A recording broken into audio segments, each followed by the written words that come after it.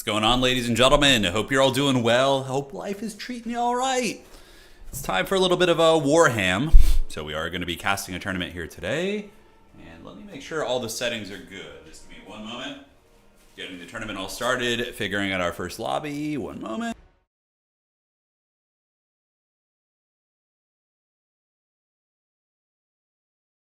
All right, I think we're good. How you guys doing? Hope you're doing well. So tonight is the launch of Season 11 on Total Tavern. So we just finished Season 10. Should have been easy math, but you know, it is what it is. Math was always my worst subject. And it is going to be the launch of Season 11, which means the leaderboard is completely reset.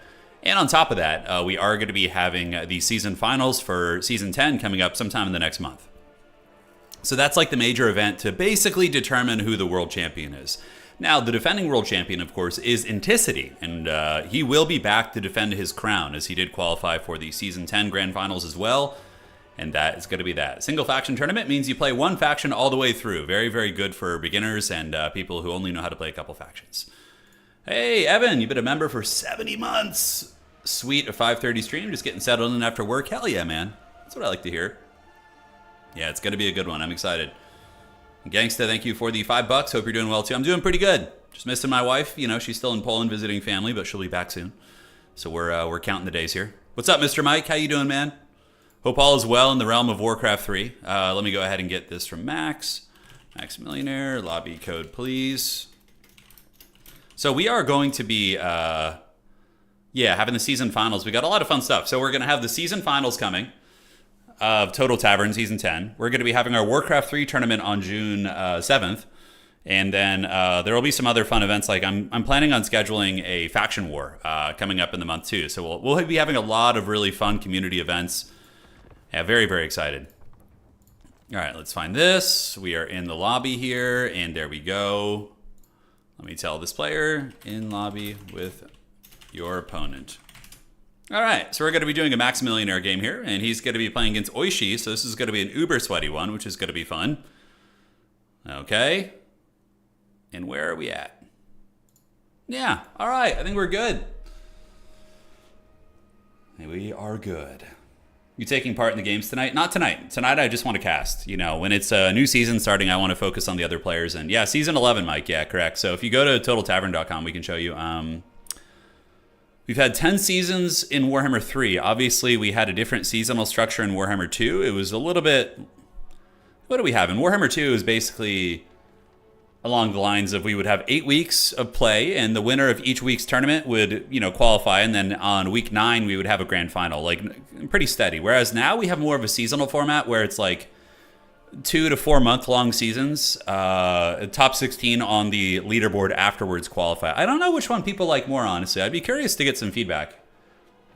Where do you think Khorne is in the meta? Khorne is like a mid-tier faction, Amelia. Yeah. Really want to get in and get to know. Honestly, Khorne is fine. Yeah, you can totally win tournaments and games with Khorne. They're a very beginner-friendly faction. And by the way, I just recorded a video a couple days ago, which is going to be going up tomorrow, which is the best factions for beginners, and I explain why, and then I give you a sample build for each of those factions. So if you're like new to the game, it'll tell you which factions are the easiest to play, and I give you a sample build that will be pretty good across the board. Obviously, in this game, when you get more advanced, you do not want to be bringing the same build over and over. You always want to contour your build to who your opponent is, the map, what faction they're playing. But, you know, sometimes for a brand new player, there's nothing wrong with using a cookie cutter kind of template build, right? You guys want a spoiler? You want me to just tell you what the factions are? It's fine. It's coming. It'll be out tomorrow morning. So that will be out tomorrow morning. And then we're going to have a beginner's guide on just the basics of competitive play and domination. And we'll do like a 2-part probably. One will be just the basics of the game in domination mode and how that works. And then we can do one on frickin' the more advanced tactics, that kind of thing. Who will win the top 1%? Oh, yeah. So we got Max Millionaire on High Elves versus Oishi on Kislev. So we have a battle of the good guy factions. They're going to be duking it out, seeing who's boss. I'm excited for it. Yeah, should be a good one. Hey, K-Bob, thank you for giving out 5 community subs. Let's freaking go, dude. Thank you. Keeping the old Twitch party going, eh? More Dawn of War. I do have Dawn of War planned. And guys, the forbidden fruit has finally been achieved. Let me show you. Mike was talking about it earlier a little bit, but hang on, let me go here. Give me 1 second. Okay, here we go. I finally got 1600 elo on the undead in Warcraft 3. It was so sweaty yesterday, but I went on a tear. I went freaking 6-1. We finally got it, dude. It was fearsome. In my final opponent I had to play was, let me scroll up now. It's from the Direct Strike games. How do I get it back to this? So, yeah, I think I need to switch out of here. Let's do this. Go to melee, 1v1, undead. Okay, so I should switch it. Yeah, and my final opponent I played, there he is. Yeah, he was like a 1680 orc. It was an absolute sweat fest. Yeah, he was playing Air Force orc. Yeah, I ended up playing Lynn. Why is that a player you know, Mike? Yeah, he was very strong, but we ended up catching him a couple times. Oh, dude, I was so happy. I've been trying to get 1600 on undead for so long, but something clicked. Like, I just started playing Crypt Lord instead of Dreadlord, and I started winning games easier. Like, the Dreadlord is like a cockfight to win, but the Crypt Lord, just like steady Crypt Lord play is so freaking good. But anyways, tonight is about old Ham War. So let's get it going here. So we're gonna go back to this, and perfect. All right, so just waiting for the match to start, and here we go. Yeah. Now, historically, I don't know who's favored in this matchup. There was like times where like High Elves had the advantage, like in the earlier days, but right now, I don't know. I feel like the Kislev Monster Mash meta can be pretty brutal. So we're gonna have to see how Oishi. I'm really curious to see how Oishi plays this. Oishi has been an absolute terror on ladder, and he's been crushing tournaments nonstop. He has not won a major event yet, but he has come close a couple times. I'm curious to see how he's going to be performing in the upcoming Season 10 Grand Finals. Because he's due one, right? Him and Outer Region, there's a couple guys who are like due a Grand Finals victory, and I think that he's one of them, so yeah. We will see. We will see. Good luck, everyone. Hey, Orange Pest, hope you're doing well, dude. You're going to be watching from work, hell yeah. Lynn is a famous Warcraft 3 pro. No, it's a different person. I made that joke before. Yeah, it's a different person. Lynn, didn't Lynn defeat Happy the other day in like a pretty serious karate chop? I think so. I was watching one of the Back to Warcraft series. Those guys are amazing, by the way. If you're looking for some good quality Warcraft 3 stuff, yeah, they're a great channel. And of course, the great Mr. Mike here in chat as well. Always a champ. And all right, let's get it going. Whoa, what the hell is that? We got Mother Stank coming in, the Stank train. All right, so Mother Ostankia. And going to be rocking some Zargard with... Okay, that's a weird build. That is a really weird build. Are some factions more or less viable in SFT compared to other formats? Yeah, I suppose. Because you don't get counterpicked as much. So, yeah. SFT is like our casual tournament format. It's like our bread and butter because it's the most user-friendly and beginner-friendly too. Like, you don't have to worry about the complexities of a pick and ban system. You just kind of plug and play. You know what I'm saying? No, just you're just on time. You're just on time, brother. We are just getting started right now. So, oh, the dreaded Anticity raid. Yes, the goat himself. Yo, Anticity, are you in chat right now? You hanging out, or you off? You've been streaming all day. I had a question for you actually. Where is he? Where is the Kraken King? I'm sure he's around somewhere. He'll be back. I love that Anticity emoji, by the way. It's one of my favorite things. All right, guys. So, ladies and gentlemen, let's go ahead and break down the army. Taking a look here at the forces of Oishi. Oishi is going to be rocking Griffin Legion into the sunset. Now, Griffin Legion will defeat, Silverhelms and Illyrian Reavers. Probably would lose to Dragon Princes, but pretty good at diving archers. They do have shields, very heavily armored, good shock damage. A very, very strange build, though. Very, very strange build. We do have Mother Ostankia, so he's going to be playing Kislev, probably like Slaanesh a little bit, using the Rampage, right? Do we have the Rampage? No, not even using the Rampage ability. What is this?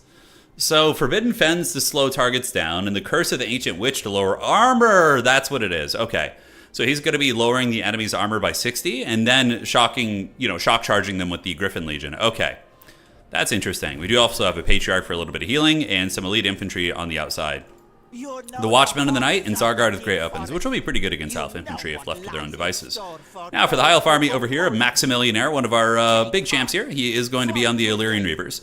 So 4 of them in total. Some of the best skirmishers in the game, to be completely honest. These guys are really, really good. They're fast, they're furious, they poke very well. I like it. I think that if you're a High Elf player, you should always have 3 in your army, like no matter what. Even in matchups where you might think they're not good, just having that ability to grab the objectives quickly, stick and move around the map, it's really freaking good. All right, now taking a look over here at the army of Max, he is going to be rocking an Arcane Phoenix, so it is going to be the Omen of Isurian. This thing's a good armor-piercing fighter. It definitely can go fisticuffs with most targets, so I like to see that. And on the backside, it is going to be an Archmage of Life to heal the Phoenix, and the rest of the core is going to be Spearmen with Archers. And that is going to be that. Yeah, new season. Max Ben Jim, thank you for resubscribing. Hope your hands feel better. They're doing all right. Have you heard about the new Sword and Shield Blood Knights? Yeah, I think I saw something about that. Looks pretty exciting. And in tabletop, the Chaos Dwarfs have bolt throwers, so that's really cool to see that they're getting it in the game as well. Is Anticity here? If he is. Basically, I was telling Anticity, so he qualified for the Warcraft tournament. The Warcraft Discord tournament we're having. But, you know, his opponents are practicing a bit. He better get those reps in, man. They're climbing up there. Yeah, Common put Spearmen in front of Archers to protect them. Correct. Yeah, correct. Normally you don't stack them like this. This is a little bit strange. I think this is just a pathing error, but you know, this is a very standard formation. Basically, you have like you have a Spearman, Archer, Spearman, Cavalry, right? So then like you have your DPS and the Cavalry to protect the flanks. That's like a very meta formation. Now, on the other side, not even meta, but just like standard Total War stuff. Yeah, the Elves are cackling on the objectives pretty good. We do see multiple points going to them very quickly. Kislev is going to be calling in light war sleds, which of course do have the guns on the back, so they are mounted by the Streltsy. And the Streltsy can sit in the back and take pot shots up in the sky at the Phoenix and at the Dragon. But the Reaver Archers should be able to put a lot of hurt down. They only have 50 armor, so they'll actually take a hell of a lot of damage.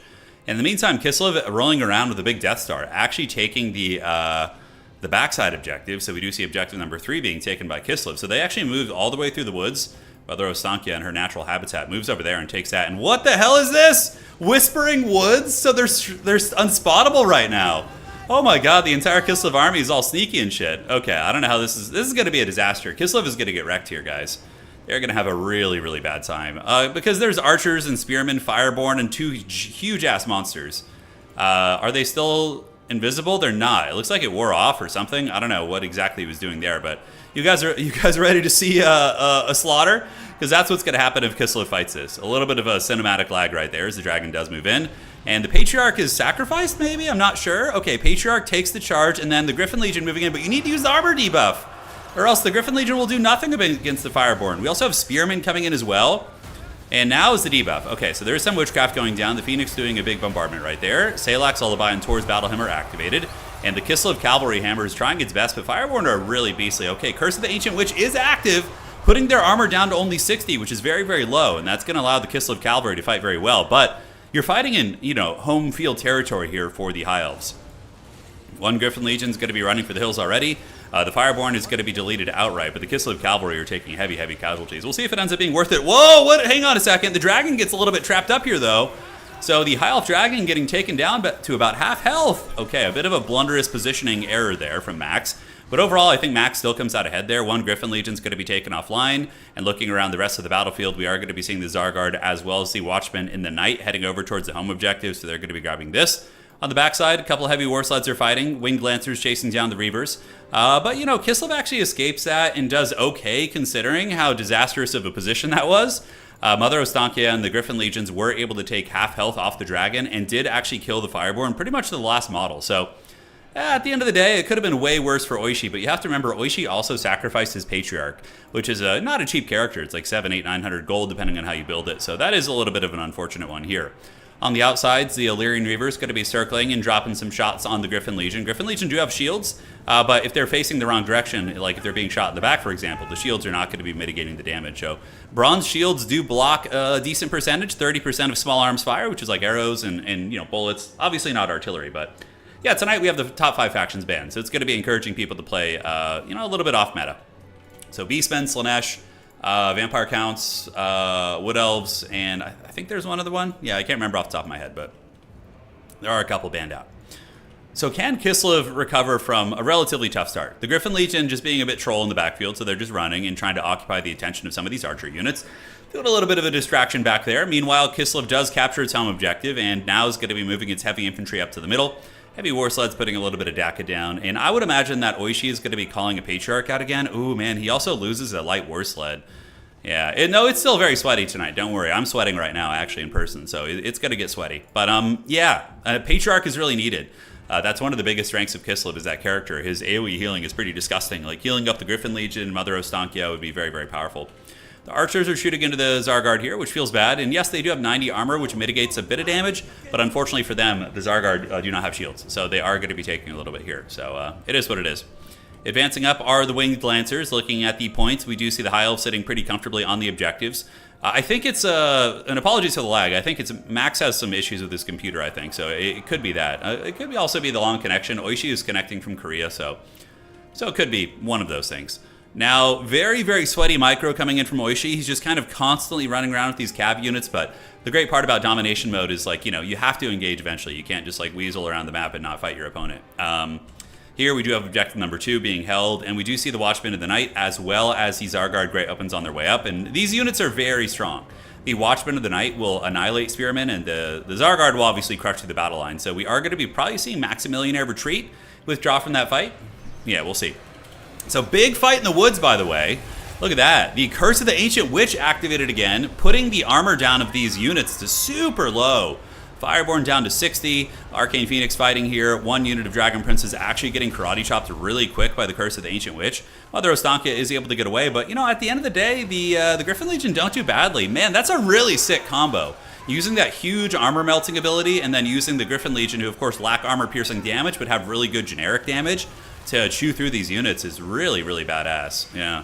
So right here, we do see the Dragon Princes get fulled up, but the Griffin Legions are also very tattered as well. The Mother Ostankia is lurking nearby, the Patriarch is coming back in, and now we're going to be having a battle in the middle, to an extent. The Zargard Great Open's going to get kited. The Elven Archers do have a lot of ammunition left, but the middle objective does go to Kislev, and on the backside, the fight in the woods continues. The AoE debuffs, the Forbidden Fens activated, so that's going to be draining the vigor and slowing the units down. And man, how is Kislev actually, like, winning some of these fights with this Griffin Legion combo?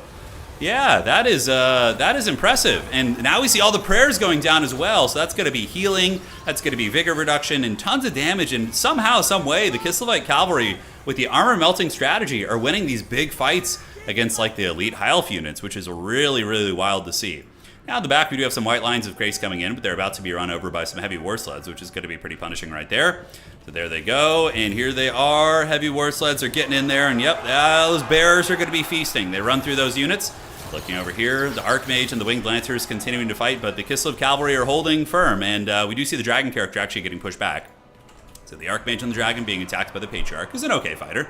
Mother Ostankia going to be rolling over on her sled as well, looking to provide a little bit of combat support. And her sled is pretty good. It's anti-infantry, armor piercing. And she also will be feeding some of these guys her goulash. There you go. You can see they do get pushed back right there. She's a really, really cool character. But the White Line unit getting pounded out on the middle objective. Zargard and the Watchmen in the Night advancing up. Zargard actually kind of getting hammered by the shooting from all the archers, but they have the Buy Our Blood passive, which means they're going to fight for 25 seconds and be unbreakable here, and maybe even stabilize their leadership during all that. Winged Lancers get on top of the Reavers, and the fighting does continue on the points. Mother Ostankia and company causing a lot of havoc in the backfield. The heavy war sleds basically just farming the advancing High Elf reinforcements. But the Griffin Legions finally do meet their demise, but not before they actually do a considerable amount of work. They were able to fight and probably get some okay value. Yeah, 1,000 value on those Winged Lancers, not bad at all. Archmage of Life chilling right here. Arcane Phoenix still in good health. Going to be a little bit tricky to deal with, but yeah, will the Kislev healing and yeah, just a sustained grinding with that armor melting strategy actually work here? We do see more heavy cav coming into the back. Winged Lancers on the way out. Here's another unit of Winged Lancers going to be harrying and chasing down the archers. And the High Elf army is about to get a lot weaker, right? Because ammunition is running really, really low on a lot of their skirmishers, which has been kind of the epicenter of their play. So there is going to be a bit of a power rotation there. Mother Ostankia is still pretty healthy too. If she does get support from the Patriarch, she could be healed. She runs into the Spearmen on the side, and that is going to be enough to break their leadership. So the High Elf Spearmen most likely will turn and run right now. Dragon Breath attack, nice one right there. Coming in from the Sun Dragon up there, able to melt a lot of the cav units. But Kislev, like I said, very, not unbreakable, but hard to break. They are unbreakable for a short period of time, but they're going strong. On the backside, Winged Lancer is going to be circling about, getting another archer unit. And it does look like Oishi maybe is starting to take over this game a little bit. A lot of the High Elf army, outside of the single entities, are getting folded up, right? The heavy cav charges have been brutal. Here we see a fold up. And the Zargard, these guys are absolute chads. Now, it's hard to get them in combat. They're slow and a bit I wouldn't say clumsy, but they're just slow. And when you do get them into combat, though, they can do some heavy lifting and really chop through quite a bit. So the Death Star of Kislev Cavalry is back online. It looks like a couple fresh units of Winged Lancers have joined the fray, and now are going to be chasing back these bad boys. Middle objective is owned by Kislev. Unsummons coming down. Dragon Princes on the back. I don't know about the Winds of Magic situation for Mother Ostankia. She probably still has a bit. Collins for Kislev on the back are going to be the light war sleds, so it looks like Oishi going to be bringing out the light war sleds, as he does actually pull ahead in value. Now, we do have a Mage of Life for the High Elves, so they have a lot of healing too. This game could certainly go either way, but as it currently stands, if no blunders are made by either player, probably favors Kislev a little bit. They have more of an imposing presence on the battlefield, like all these cavalry running around, causing quite a bit of havoc. A couple Zargard retreating back to the middle. Heavy war sleds or light war sleds will be able to counter these advancing High Elf infantry as well. So on the back point, we do see the Patriarch running away and maybe going to be able to isolate these Cav. They are getting flanked and they're both wavering. Oh man, if they break here, that's going to be so bad. That's so many cavalry for the High Elves that are going to be routed off the battlefield.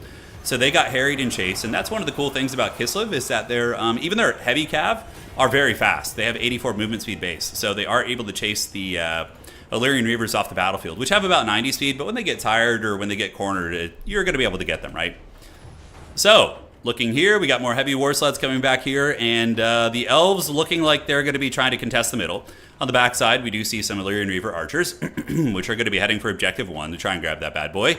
In the meantime, Kislev is going to be stealing the home objective of the High Elves here, and the heavy war sled is now here. We'll be able to put some firepower down to the Archmage if it wants to. We'll see what the target priority is going to be for the sleds. Definitely running away from the dragon is going to be its priority, it looks like.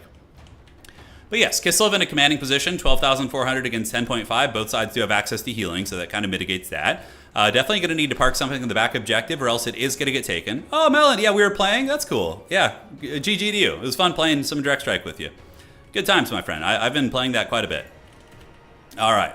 Light war sleds shooting up in the sky, going into the Archmage, going into the Omen of Isurian. The High Elves are kind of consolidating, a bit of a scary Death Star of their own, though. The Arcane Phoenix is not going to be killed this game, probably. I think it's a little bit too raid bossy. So Kislev is just going to have to clear out everything else and just hope that the Arcane Phoenix isn't going to be able to solo. So on the backside, objective is starting to get captured. We do see Maximilianaire with a little bit of a cheeky backgap. And what is the Kislev response going to be?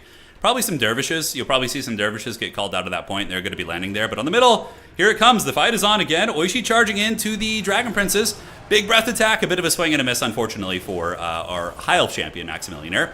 And now the battle is on. We got the sleds parked in here. Curse of the Ancient Witch going to be lowering down the armor again. I love that. Putting the armor down to 60 is making these Kislev Shock Cavalry so effective. And all the prayers to Urson. The Lullaby, the Vigor Replenishment, the melee attack. That is a super thick buff stack. Now, this way that Oishi is playing is incredibly hard to play. But, I mean, he's able to make it work with really, really good timings. And just excellent micro, to be honest with you. So Griffin Legion going to be flanking through on the other side. High Elves do look like they're in a losing position here. They're just simply outnumbered. Middle objective going to be stabilized here. But is Oishi going to blunder and let his back objective go? He does have 1,200 in the bank. Could call in something, but it might be a little bit too late. Does look like the back cap is going to be working out there. Currently, we see 1,000 points for Oishi against 900 for Maximilianaire. Griffin Legion and Patriarch going to be getting back as High Elf reinforcements do arrive. They call in the Fireborn. Now, Fireborn are going to be really, really brutal here.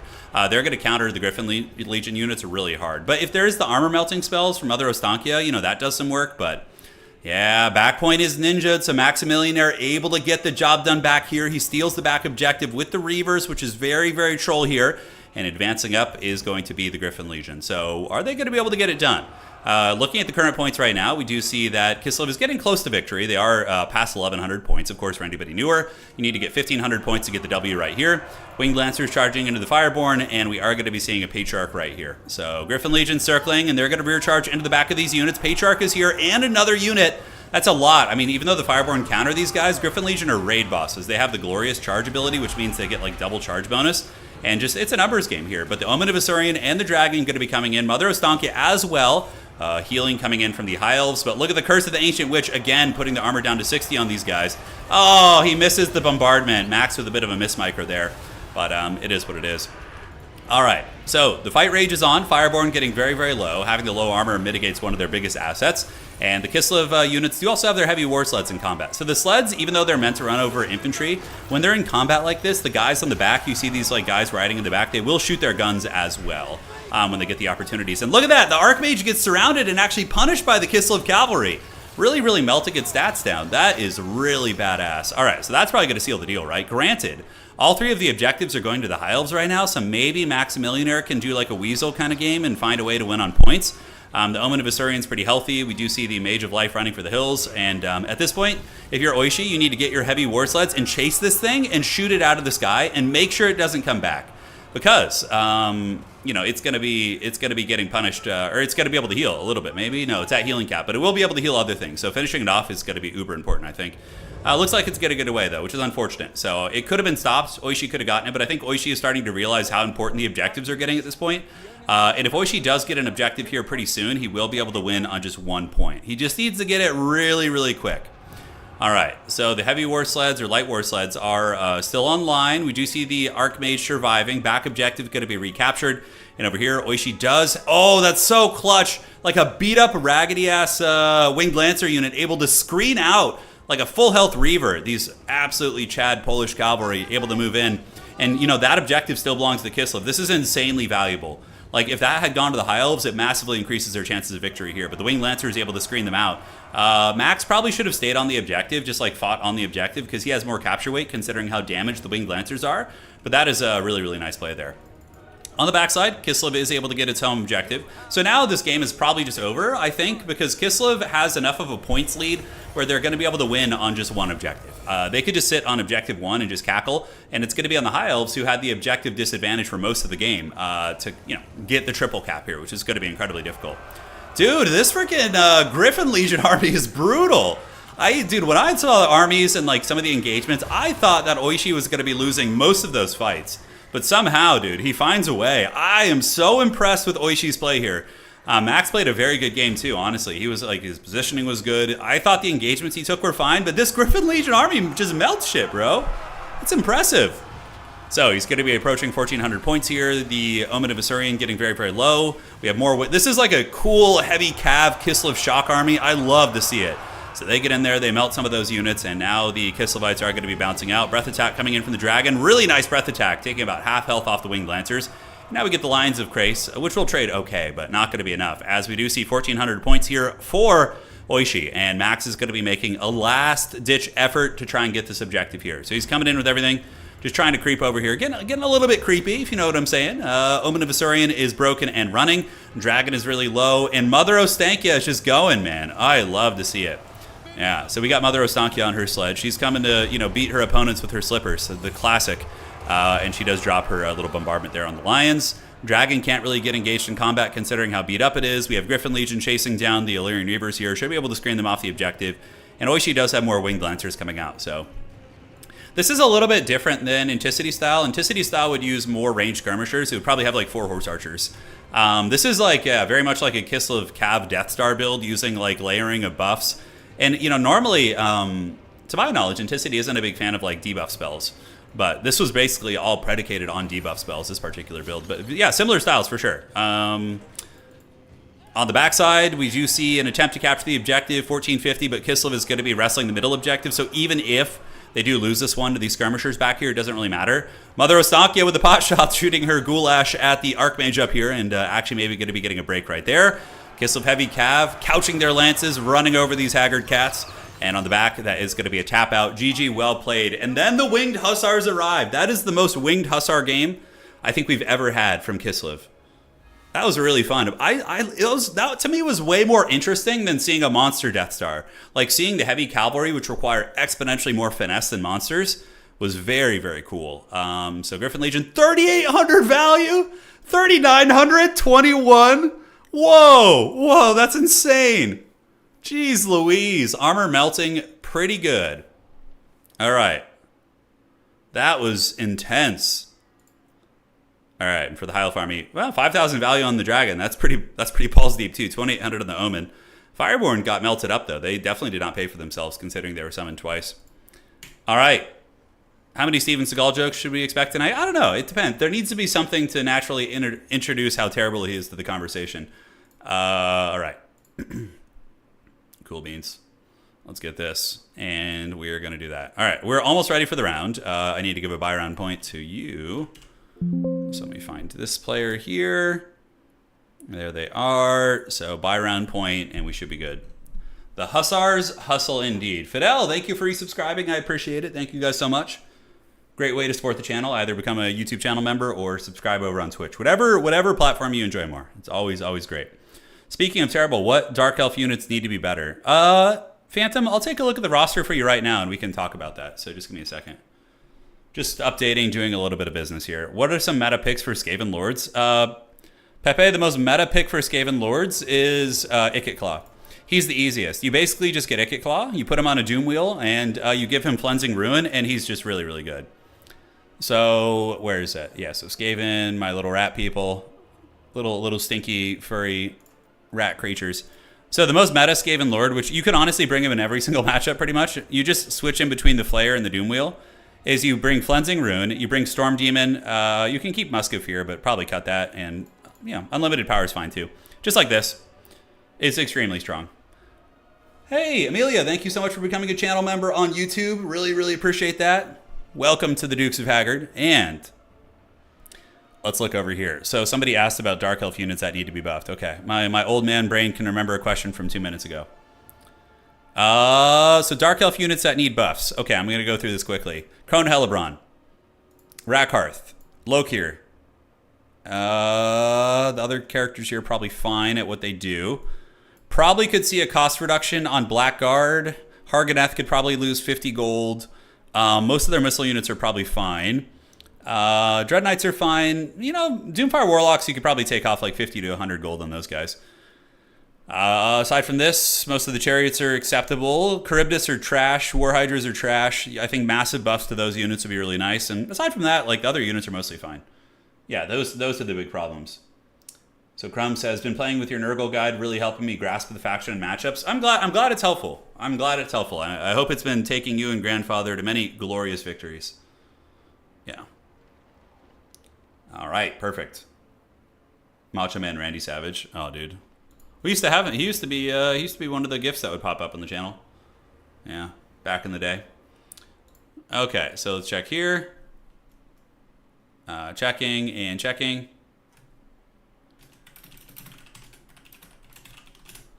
Okay, perfect. So are we ready for the next round of play? Should be.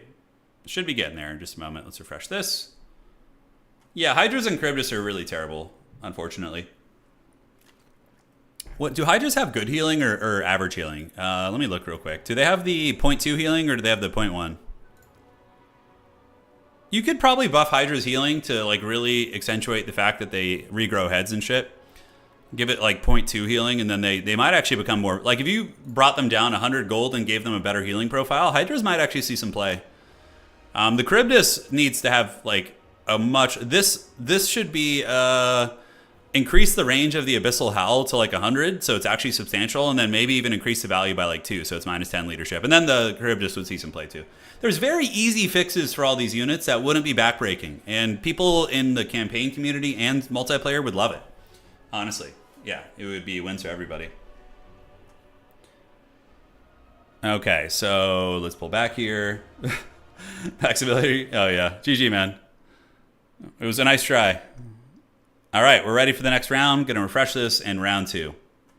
Polish Cav and this and an AoE. That's right. Yeah, this game you have the fantasy Polish people. Basically The Witcher. All right, let's do this. Perfect. And advance the Swiss. Right on. Round 2, fight. Who's going to get the buy round here? Let's find out. Ah, poor Sabris. I always feel bad when there's a buy round. Somebody gets that, and I just got to like sit there. Yeah, feels sad, man. All right, so round 2. Round 2. So now we just need to figure out which game we want to cast. So Oishi, we cast one of his games already, so let's get some other people. Let's do an own goal game. Yes. Yo, lobby code, please. So he's playing Cathay tonight, by the way, which is fun. When Ironsides of Nuln turn to shoot a target, do they lose their stationary buff? That's a good question. I've actually never tested it. They're a unit I just don't really like in general. I mean, thematically, they're really cool, but in terms of functionality, they don't seem to be very good. So, yeah. So that's going to be versus Mr. Hill. Okay. Mr. Hill. Lobby code, please. Great. All right. Let's have some fun. How's life treating you guys? You guys hanging in there? You doing okay? Sure hope so. What do we got? Give it to me, precious. I'm being pinged right now. The evil pings are active here. All right. Got the lobby code. It's the dreaded Mr. Beans versus own goal. All right. Okay, let's do this. And here we go. You guys ready for some Grand Cathay? Because this is going to be a Grand Cathay game here, which is going to be fun. Yeah, Dread Knights are all right. Yeah, they're all right. Okay, let me tell them. Lobby with Europe. Outstanding. Okay, any other admin stuff we need to do real quick before we jump into the game? We are in the correct lobby, so it's going to be Greenskins versus Grand Cathay, which historically is a matchup that's actually favored for Greenskins, in my opinion. But Cathay has some really cheesy builds that can actually beat it. We'll see. By the way, Cathay, have you guys seen the tabletop minis for Grand Cathay? They look really, really cool. Let's see if we can like pull these up real quick. I actually didn't think it was going to happen this soon, but check this out. So we're going to do this. And perfect. Yeah, so there's the Cathay battalion. You can see the Jade Warriors, the Fire Rain Rocket, Jade Lancers. Really, really cool looking, man. Super detailed, super detailed. Then you got the Longma. You got the Longma Rider. Gate Master. Oh, that's kind of a cool character. This looks like it's like the Battle Standard Bearer for the army. Oh, and the blimp. Dude, that's so cool. Man, painting that thing is going to be a lot of work. I do not envy people having to paint that. Look at the amount of detail on this. Oh, look at the jolly like gunman right here and then the bombardier on the side. Oh, that thing is so sick. And the terracotta sentinel looks awesome as hell. Oh, yeah. And Miao Ying, by the way, is one of the best like Warhammer models Games Workshop's done in years. Like, this model is so freaking good. It's not, like, over-designed, but it's just great. So you have her human form and you have her draconic form as well, which is so freaking good. How does the Sky Lantern stand? So it's not in the picture, but there's going to be, like, a little, like, pillar, like, clear poles that you mount it to the base with, usually. That's how they do most flying units in, like, Games Workshop games and things like that. Oh, the dreaded Professor Pone resubscribed. There since day one. That's right, brother. That's right. Where the hell is own goal here? Is he AFK somewhere in the shadows? I'm pinging him here. Let's see. Is he going to appear like a bandit in the night? I don't know. Let's see. Hopefully he shows up here. So much better than the Empire. You bite your tongue, dude. You bite your tongue. I'm going to show you why the Empire is better. Hold on. Let me just show you a mini that will put the argument to rest, okay? Hold on. Hold on. We just need to find the face of this mini. Hold on. That's perfect there. Is that going to do it? Okay. Here we go. All right. You guys ready for this? Tell me these minis aren't better than anything you just saw on that Cathay roster. Look at the faces on these guys, on the flagellants of the Empire. Look at the determination on this flagellant's face. Oh. It's so haggard, dude. But this is what it's all about. Just like the haggard, like, grungy humans, you know? Cathay's a little bit too clean for my liking. I like the haggard men of the Empire. Look at this guy. He's got, like, a bondage mask on. Yeah, it's some wild shit. All right. Where are we going? We're going back here. Perfect. True Sons of Sigmar right there. Okay. Don't know where he is. He played in round one. He should be showing up here soon. So we're just gonna hang out and hopefully he'll show up. They found a witch. That's right. That's a fantastic looking thumbnail. I'm glad you think so. There's some really haggard models in Warhammer Fantasy though. There's some really janky ones. Have you guys seen the OG Nagash model? If they ever add Nagash, which I'm sure they will, to Total War Warhammer. The old Nagash model is like just the most ridiculous shit. Hang on a sec, let me find him here. Where is he? Oh yes. Give it to us, Precious. All right, here he is. This is the original like arch undead villain of Warhammer Fantasy right here. This is our boy Nagash. This is his actual model from like the 90s. It's so haggard. It's like this like janky little wizard. Oh, I love it so much. Yeah, fun times. Okay, let's jump out of here. Do that. And close this down. Hopefully he friggin' shows up, dude. Shit, am I going to have to play this guy? We're going to have to give him a fat L right here? This is very, very out of character here for him to not show up. But own goal, scoring on his own goal right now. We'll see if he arrives. I mean, I could probably still get into another game. Let me see if there's another lobby that has started. But, you know, we're going to be waiting for these ones anyways. We're going to be waiting. All right. So who could we do? We could do Johnny Cash versus Daniken. Yeah, it sounds like a fun one. Two players I haven't casted too much. Cash. Daniken. Yo. Have you two started? All right. Seeing if these gentlemen have started, we're going to start poking around, see if we can find another game just in case. And we could do the Solanius versus Jesse James down there. Okay. Okay, let me message Mr. Bean too. I have to let me know if he doesn't show soon. Okay, cool. So we have another game to cast. Perfect. Is that the one? Spec slot. Just need to get a little spec slot here. The season championship for season 10 will be coming up soon. In the next like 3 or 4 weeks, probably. It'll definitely be in June. I don't know, because it's tricky. You have to coordinate with 16 people. So it takes a little bit of time to coordinate, but overall it should be good. Okay, here we go. Loading into the old game, and it is going to be Dark Elves versus Lizardmen on the Imperial Ambush, which is a very, very cool map. We love this one. And own goal is nowhere to be found, so if he doesn't show up, he's going to get dropped. Let's find this.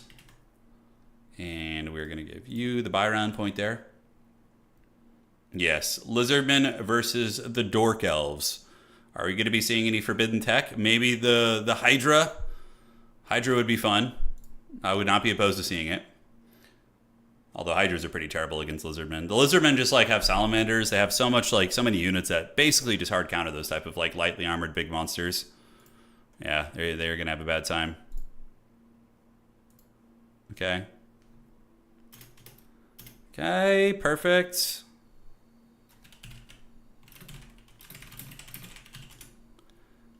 Okay, perfect. So we've loaded into our game. And here we go. So this is a new variant of the Imperial Road map, which of course you guys have seen. On the other Imperial Road, you basically... Yeah, we're not having a Cathay game yet. We'll get one later. He's going to be playing in the later rounds of the tournament. But normally the orientation of this map is like this, right? You get one player on each side with a home objective, middle objective. But this is the ambush version of the map, which was created. And it's pretty damn awesome. So let's break it down and let's have some fun. Take a look at the armies of the Dark Elves. It is going to be a bunch of Dread Spears. So very dreaded Dread Spears and Dread Swords, or Bleak Swords. They're just dreaded everything, basically. And the High Beastmaster. So the High Beastmaster is a cool one because he has the Tormentor Sword. So basically when somebody gets close to him or he gets close to somebody, he's going to be able to lock them down using the Tormentor Sword. He does have decent chariot capabilities against like skinks and those type of things, and does also have an anti-large ballista as well. Bolt throwers in the back, Scourge Runner Chariots. So it's going to be Scourge Runner Chariots, a Firecaster with Burning Head, and that's going to be it for the Dark Elf army. Now, looking at the dinosaurs on the other side, it's going to be a Saurus Warrior front line. Interesting choice of spears. I mean, Dark Elves don't present that many large threats. I mean, they have some, but I think the sword and board version would be much better in this matchup. But even still, the spears will hold their own. We have Skink Cohorts, Javelins in the back, Solar Engine, a Red Crested Skink Chief, and yeah, he's a decent little fighter. He's got a big old club right there, and he's dirt cheap too. You just get him in, and even if you lose him, it's not the end of the world. Flock of Doomcaster, and to the outside, a couple Saurus Warriors going to be going. So the game plan for the dinosaurs is going to be going up here and going towards objective number 1 as well. So that is going to be that, ladies and gentlemen. Let us know who you're rooting for in this glorious battle at the Imperial Road Ambush. By the way, we have another very, very crazy map being used in the semifinals of tonight's tournament, which is nuts. It's called the Bray Valley. It's like an ambush map where both players like start on the top of a hill. It's going to be very fun. So we'll make it work. Players are going to have to adapt. Dark Riders grabbing the objective out of the gates. Why are the Saurus Warriors of Johnny Cash not advancing up? They definitely should. And the Dark Elf army going to be hustling towards objective 3, while the Druki going to be taking their Chariot Corps. They got their mobility. They got all the Scourge Runners kind of bumping into each other. A bit of a traffic jam. But yeah, Scourge Hunters are great. I mean, in Warhammer 2, they were one of the best units in the game, and they're still very good in Warhammer 3. But Dark Elves were a bit more meta due to the nature of like how some units were, and I guess like the lack of Chaos factions probably was good for Dark Elves here. But Lizards are going to be grabbing objective number 1. Dark Elves getting their home point, and first column it's going to be Witch Elves. All right.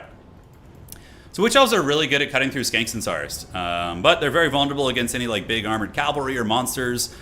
With 48 melee attack, very hard hitting, bonus versus infantry of 8, they can definitely butcher some dinosaurs. On the backside, bolt throwers are unleashing. I think that the bolt thrower should probably be in single target mode, and you're just going to want to move it up and shoot at the Bastillodon the entire game. It's going to be the most bang for your buck here. Saurus warriors are moving, but they are vulnerable to being run over by the chariots, which is a good idea. Even though these things are ranged chariots, they're still quite good against infantry. And Saurus only have 60 armor, so you can definitely run those guys over. Also, parking like a Shade or like a Dark Shard unit right here and just poking them on the objective and kiting them, because Saurus warriors are really slow and really clunky, so you can punish them in that way. But bolt thrower shots going in, spraying into the Saurus warriors. Solar engines shooting into the sleds here, or chariots. We're not on Kislev anymore. We do see the Scourge Hunter chariot getting worked on a little bit. Lizardmen do call in the salamanders in the back. They're going to be shooting some fire here and trying to range them. They are a little bit shorter range, but salamanders can still do some work. Definitely, this is the priority target for the bolt thrower, in my opinion. Nice firepower from the dinos, though. Hey, thank you, Biofoot. Appreciate that. Thank you for the donation. All right. How are we looking here? Saurus Spears, Red Crested Skank Chief are all up in the business, and Dark Elves are calling in Witch Elves.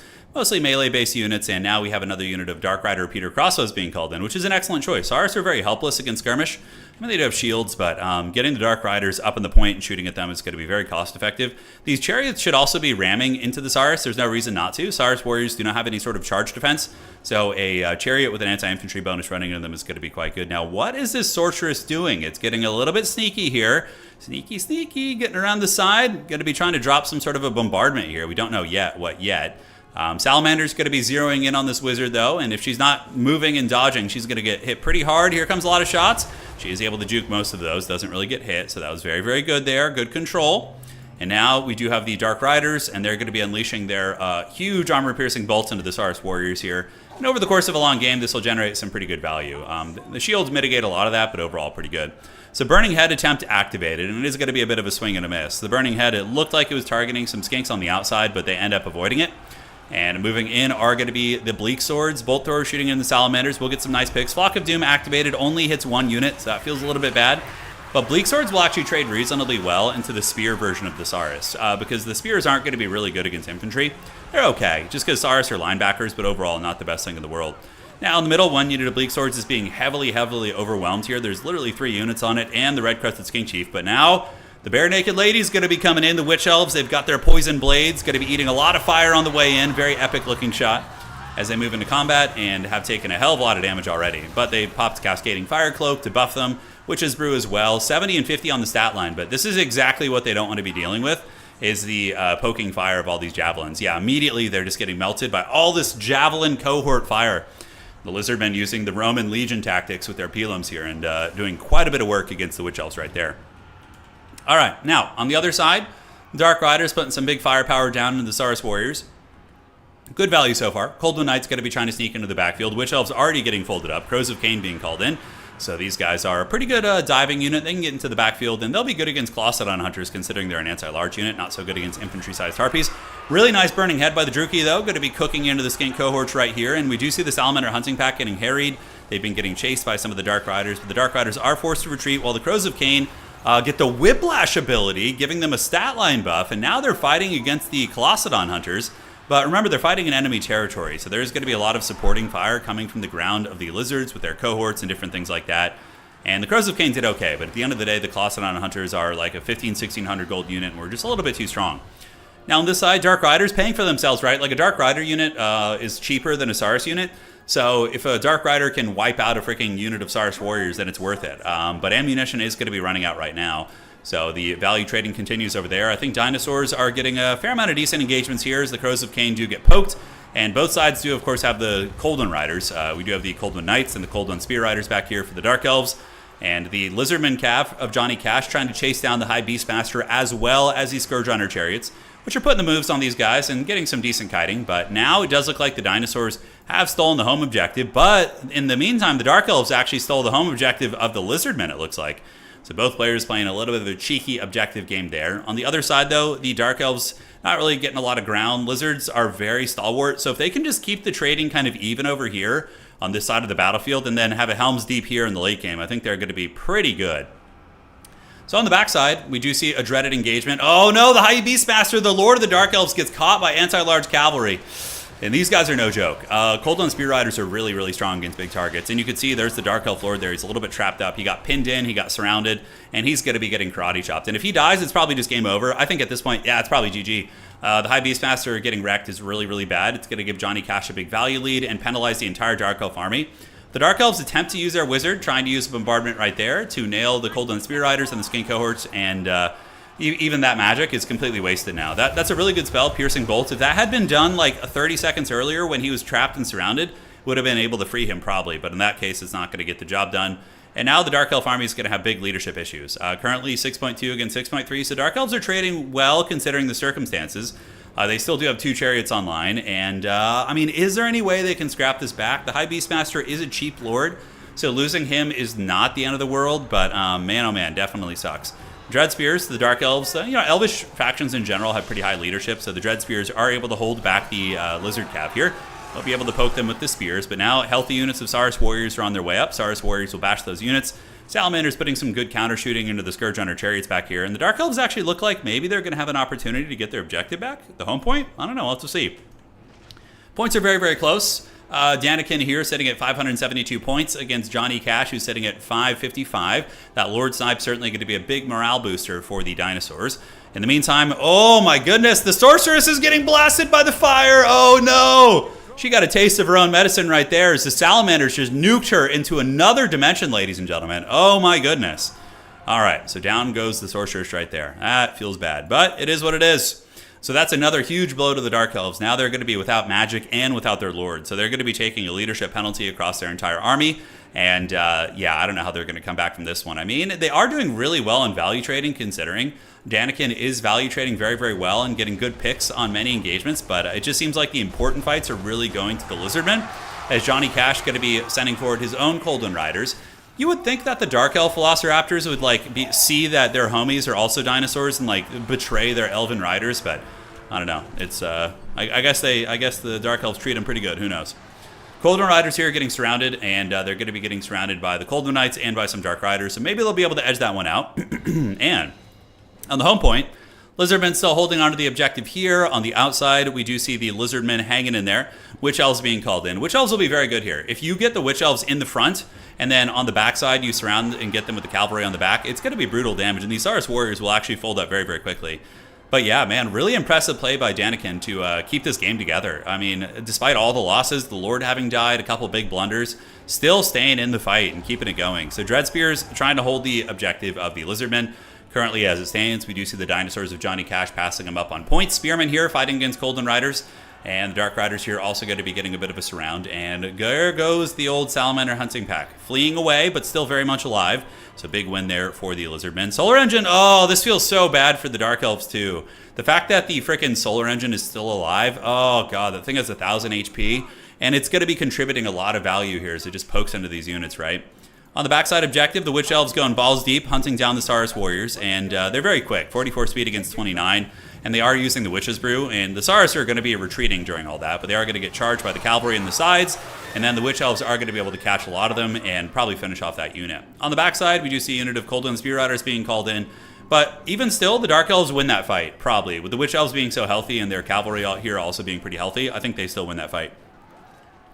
Are the Dark Elves going to freaking win this game after all the disastrous engagements we saw with the Lord? Because the Lizardman army is looking really raggedy. And here's the thing, guys. The freaking Red Crested Skink Chief isn't super healthy either. I mean, there's a high likelihood he could get karate chopped here. We'll have to see. So, Witch Elves getting ready to do the dirty here, charging into the Saurus Warriors. And if they just keep the Coldland Riders with these Witch Elves, it's going to be a very good fight. The Witch Elves will definitely beat the Saurus with their current health, and considering the state of the Saurus Warriors, they will massacre them. They do, of course, have poison as well, which is very, very helpful. Lizardmen calling in some Skink Cohorts, and Dark Elves going to be calling in some Dark Riders, and they are going to be getting that objective back. And here's the thing, guys. The Dark Elves are going to be able to win on just 2 objectives. If the Dark Elves can stabilize Objective 2 on the outside and then find a way to win on Objective 3 and just hold that, Danikin might be able to get this game back, which is insanely impressive. I mean, a lot of the value that you see from Johnny Cash comes from the Lord sniping and the Fire Mage being sniped, but I think the army trading has been favoring the Dark Elves on many fronts. It's been a little bit hard to tell, but I'm pretty sure that's the case. And here we see another victory, right? We do see the Dark Elves getting their skirmish cap on the outside and shooting bolts into the back of the Lizard army. So going to be picking models right there, which is very, very cost effective. Solar Engine trying to shoot. I would love to see that play. To see the repeater crossbows go up there and finish off that Solar Engine, that would be a huge win for them. But yeah, now it's going to be on the Dark Elves to hold their home objective here. A couple Coldland Spear Riders attacking into the Red Crested King Chief, who does use the Warrior's Crest. And yeah, Dread Spears are hanging in there. I mean, this Lizardman Lord is getting really, really tattered. Crows of Cain on their way out, and this is getting to be a very, very tight game here. Hey, Cultist, thank you for resubscribing. I appreciate you. That's very kind of you. Well, and hopefully you're enjoying what you're seeing, my friend. All right, all right. On the side, we do see the Druchii coming back. Daniken with the scrappy play, not giving up. You know, a lot of players would have been very distraught after losing their Lord and their caster so early on, but really, really keeping it going here. So, Vamp, I'm going to be uploading a video in the next couple weeks for beginners. I have a video going up tomorrow about the best factions for beginners, and then we'll do a beginner's guide type thing as well, so that should be good. On the backside, Salamander Hunting Pack is going to be unleashing a big torrent of fire. This is really nice for the Lizardmen. Definitely need to see the Crows of Cain. You see those Harpies flying in the distance. If they can fly over here and shut these things down, that's going to be a big win. These Salamanders have been an absolute terror the entire match. They have just been generating so much value.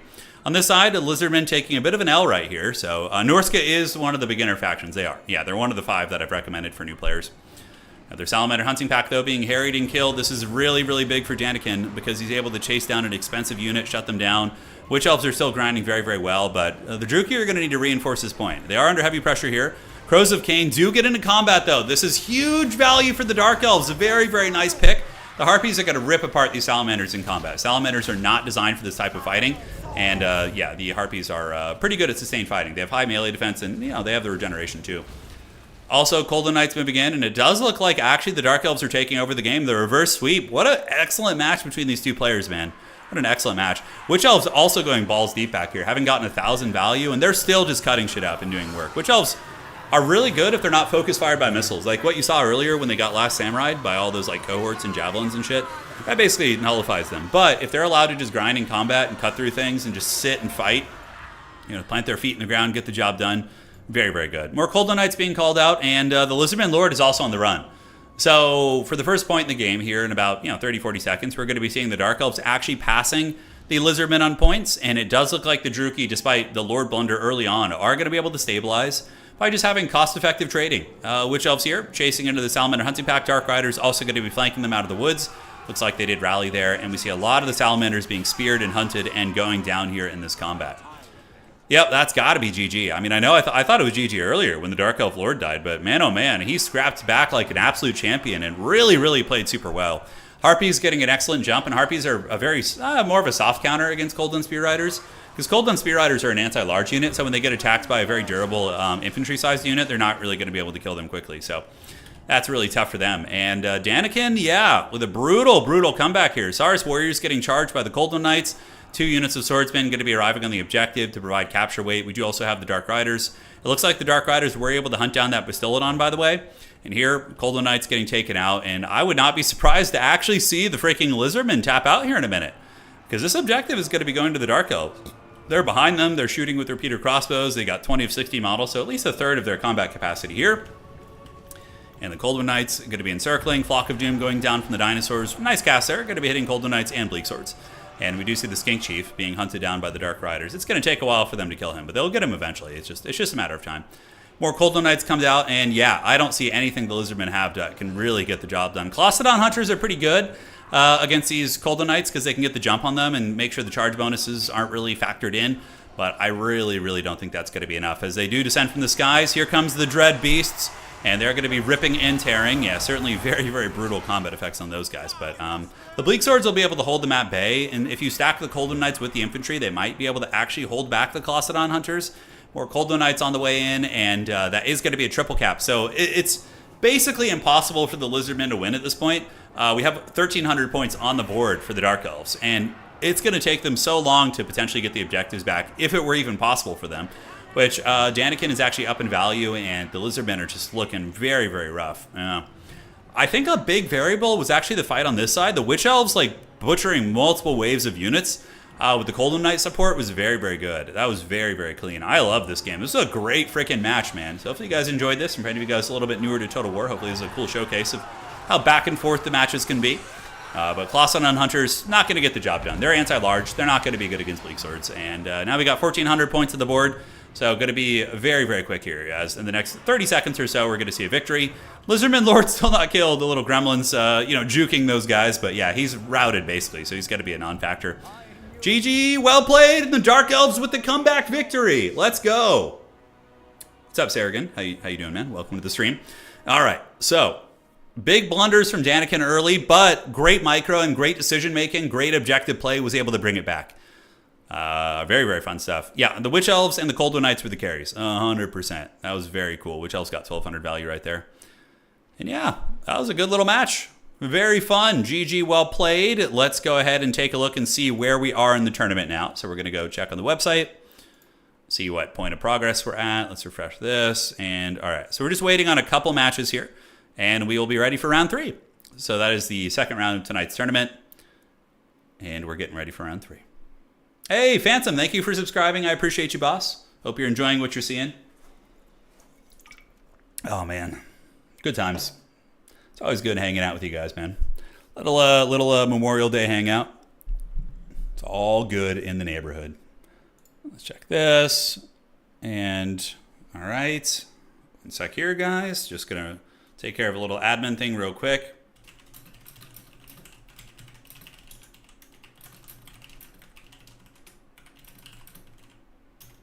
Okay.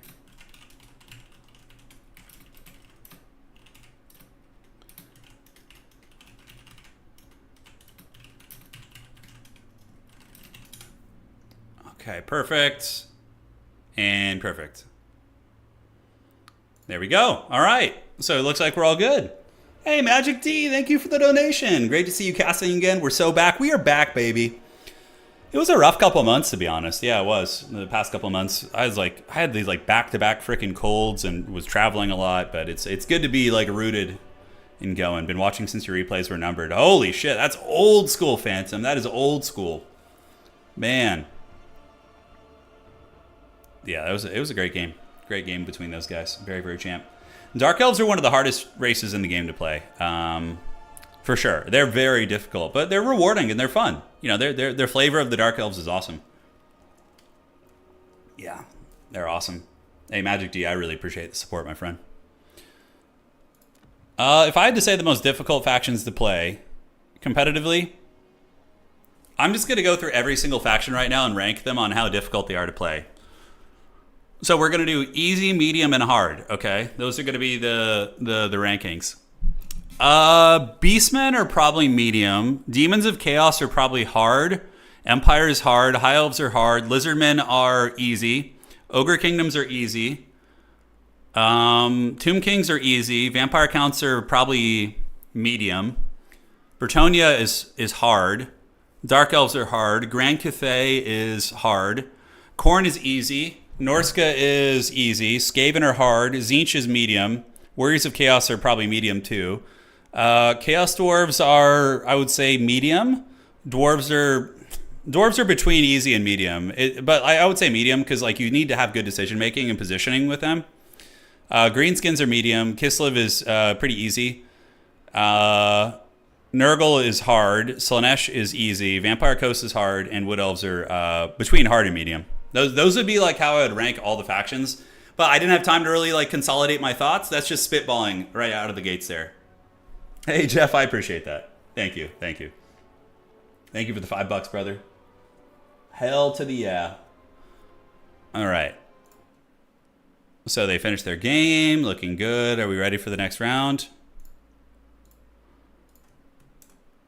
Okay. Where are we? Of course, Slaanesh is easy. That's all, yeah. Yeah, Slaanesh wants you to come play them. They do. Okay, so we're ready for the next round. Nurgle is still really hard to play, but I've won tournaments with Nurgle against top-tier players. Like, they can win tournaments. They're just tricky to play. Yeah, because they have a lot of glaring weaknesses. All right, here we go. We're going into round 3. And let's get the party started. Okay, so there we go. We got our round 3. And we're going to be doing... We'll do a... Okay. Round 3. Okay, so let me announce all the goblins. Round 3. Oops. And link them to the tournament website. Everybody's got their opponents. Good luck, have fun. All right, there we go. You got stomped at a couple of my tournaments with Nurgle. We've all been there, trust me. It's not just you. We've all been karate chopped with Nurgle before. It's a hard faction. Do you have a favorite unit in the game? Ooh, favorite unit. Okay, I have 3 favorite factions. Nurgle, Chaos Dwarves, and Empire. My favorite unit on the Chaos Dwarves are the Infernal Guard Fireglaves. My favorite unit on the Empire is probably... nowadays, I would say the Free Company Militia or the Demogryph Knights. My favorite unit on Nurgle is probably any excuse I can have to use Rot Knights or Chosen. Like, elite Nurgle units are my favorite thing. So that hopefully that answers your question. I know it's a little bit cheating since I picked a couple factions, but yeah, we'll see. So let's refresh this and do that. Okay, so everybody's got their opponents. Nobody's actually dropped from the tournament so far, which is weird. Usually with a tournament of this size, there's at least a couple people, but people want that #1 leaderboard. The leaderboard's up for grabs right now. Like, if you win this tournament, you're just straight up like going to be the #1 or 2 player, you know? Because there was one tournament earlier today. So yeah, it depends. All Undead could use the DLC. Oh, it's going to happen though. I've been saying for years that they're going to eventually like add Nagash to the game at some point, and then it's just going to be an Undead Bonanza. That's been my thing I've been saying for years. I'll never be your beast of Nurgle.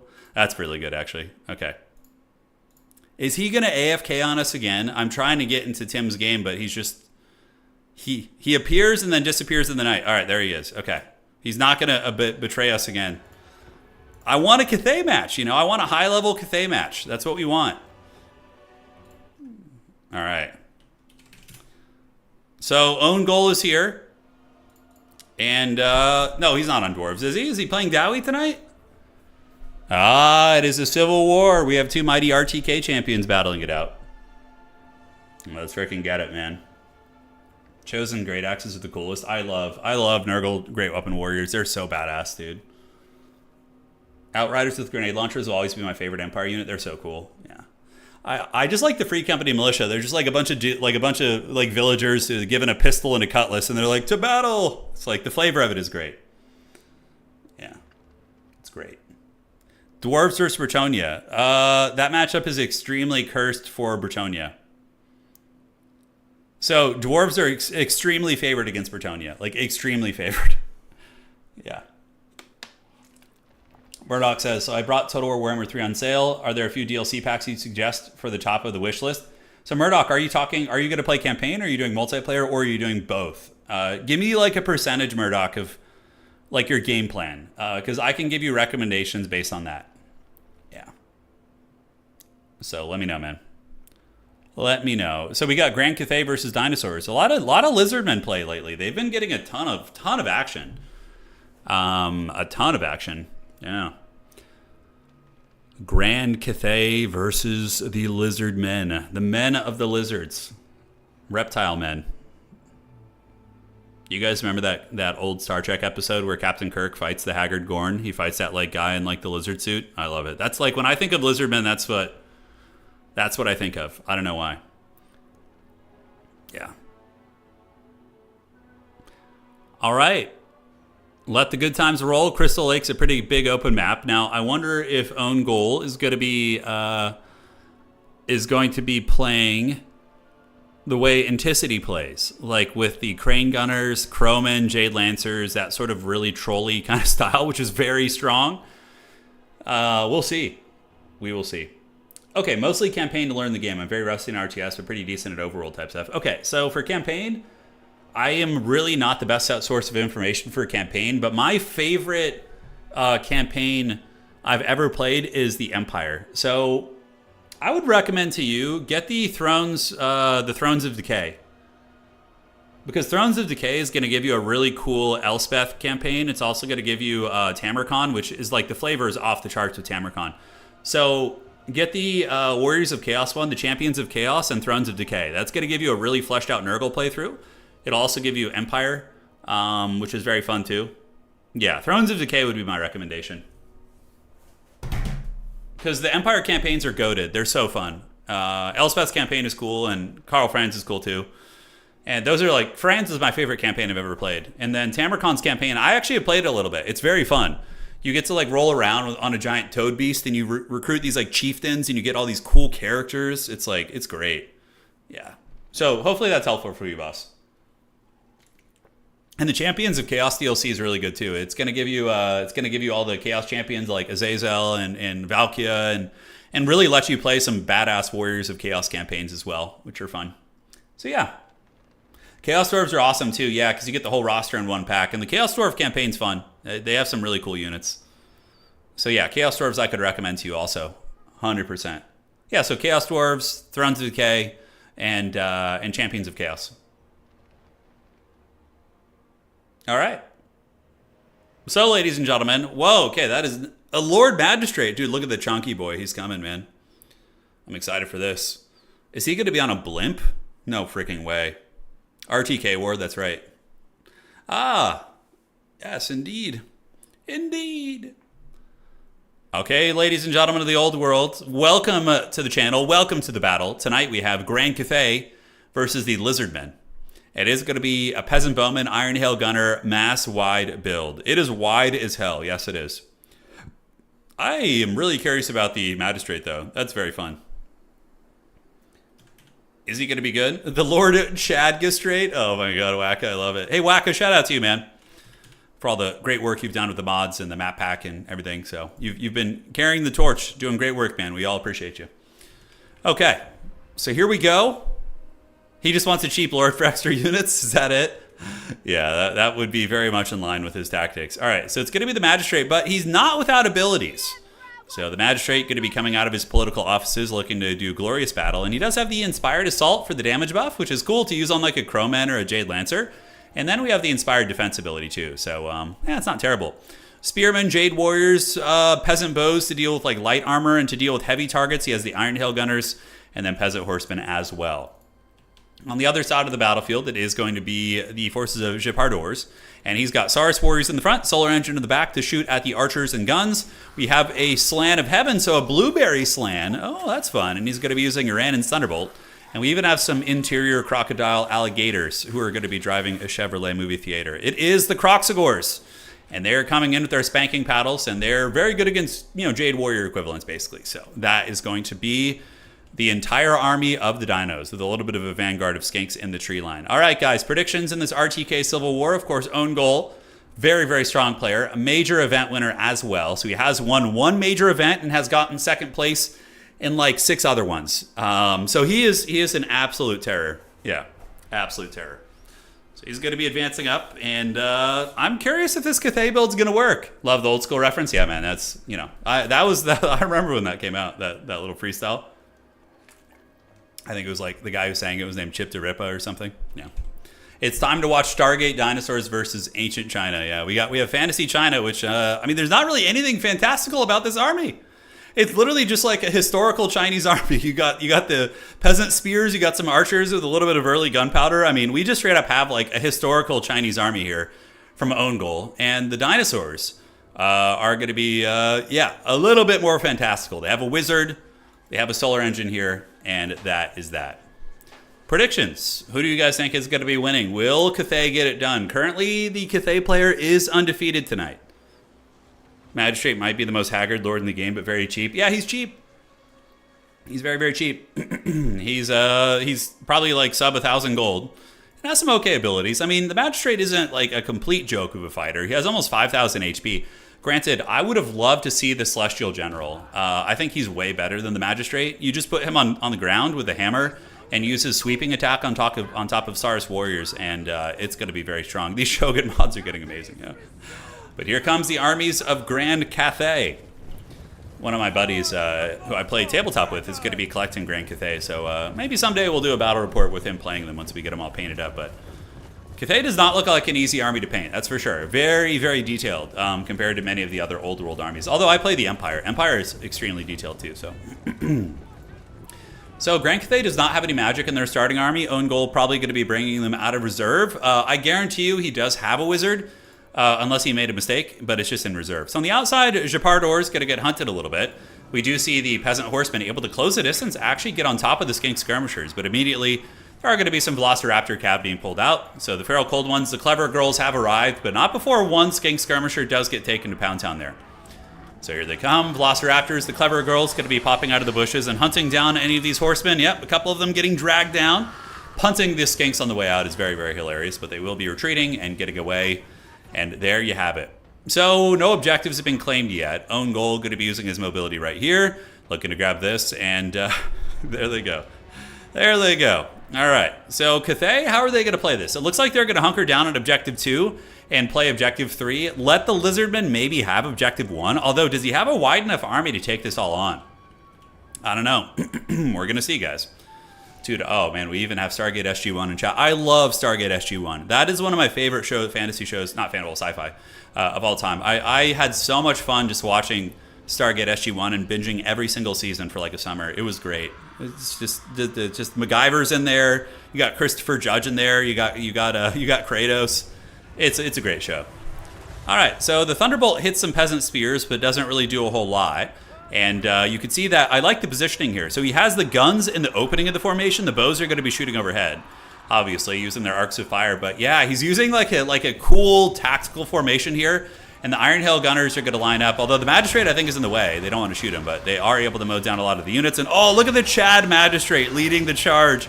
Love to see it. So one unit of Saurus Warriors getting blasted, but they do get the Shield of the Old Ones, which is going to be mitigating some of the damage. In the back, we do get a Celestial Lion being called in by Grand Cathay. And the Jade Lancers are now going to be rushing in to make sure that none of the Skinks get into the secondary battle lines. Uranan's Thunderbolts on the Peasant Archers, going to do some damage, nothing too crazy, or actually a Banishment even better. But now the Crocodiles have gotten in, ladies and gentlemen. It is going to be the Croxagores, and what Own Goal needs to do is he needs to get all the Iron Hail Gunners and just blast into the Croxagores, and immediately he does this. Croxagores start eating a lot of bullets to the face, but maybe they're going to be able to push through into the secondary. We'll have to see. Yeah, they're trampling a lot of these Haggard Peasant Archers, punting those guys into another dimension. But Grand Cathay going to be forming up the ranks, calling forth the Peasant Spearmen to try and fight them. But a very unorthodox blob from Own Goal down here. He's got a lot of these units stacked up here. Definitely going to have to... This is a really, really haggard how all these units are blobbed. But he has lots to manage, right? It's a lot of units. Jade Warriors trying to hold the side. Currently looking at the objectives. We do see the Lizardmen with the objective advantage. This is a really nice play here, though, using the Celestial Lion to do a rear charge in. And the Fearsome Roar. So lowering the leadership of the Croxagores and some good crossfire coming in. So it looks like Own Goal has been able to stabilize some of the Iron Hail Gunners. They got their shotguns out for the Dragon Emperor and are going to be putting some serious deeps into these bad boys. So Croxagores actually get terrified by the Celestial Lion. A couple of Skinks trying to push through, but I think this is my favorite way to see Cathay played. Like layers of gunfire with like harmonious formations is just so badass.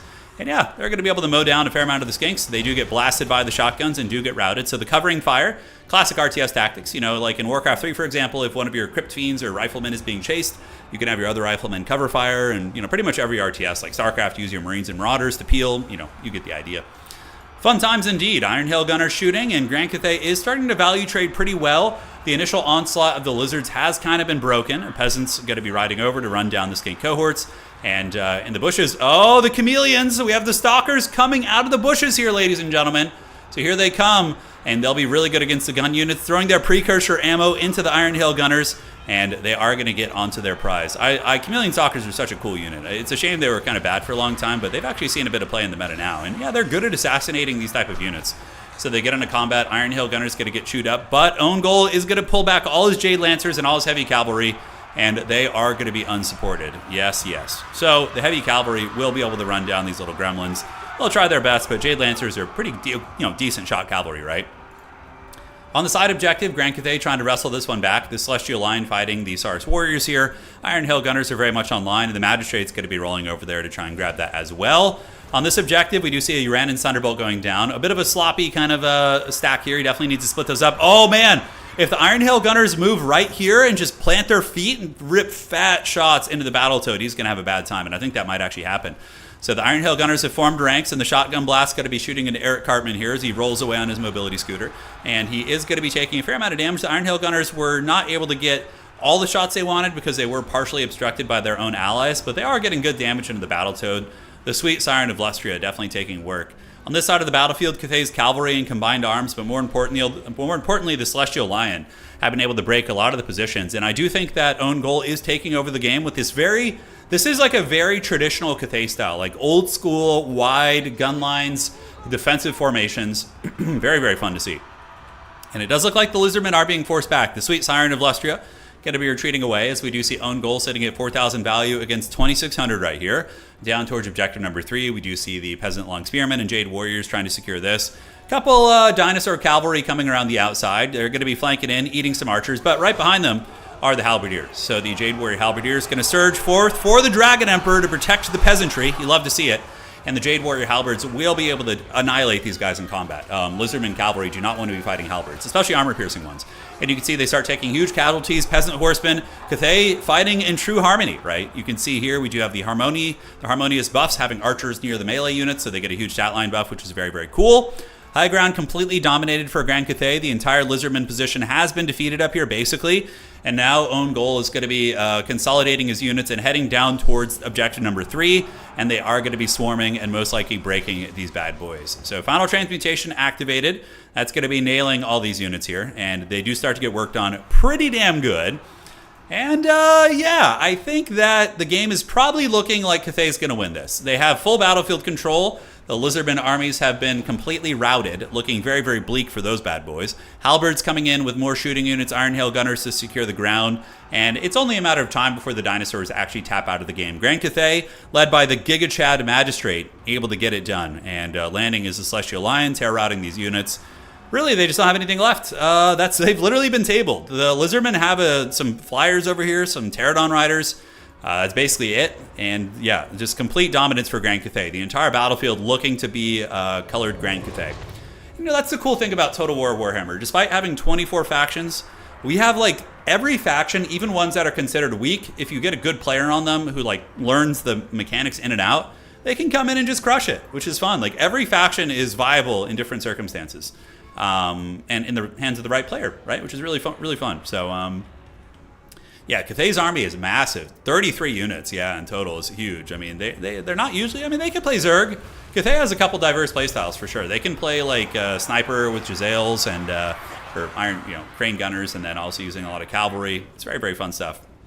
All right, guys. Yeah, Dom, I hope to see you in the tournaments, man. Get in there. Throw your hat in the ring, brother. Lizardmen have been doing well. They've won a couple tournaments recently, so don't feel too bad.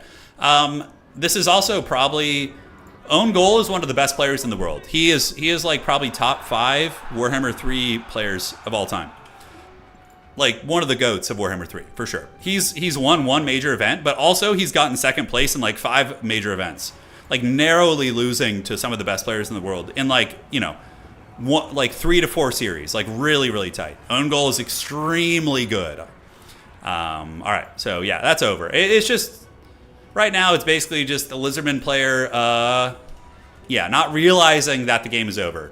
He's probably just in the zone trying to micro and get value back where he can, but it's not going to happen. The Slant of Heaven going to be dropping a Thunderbolt over here, which is maybe going to be hitting a couple units. We'll have to see.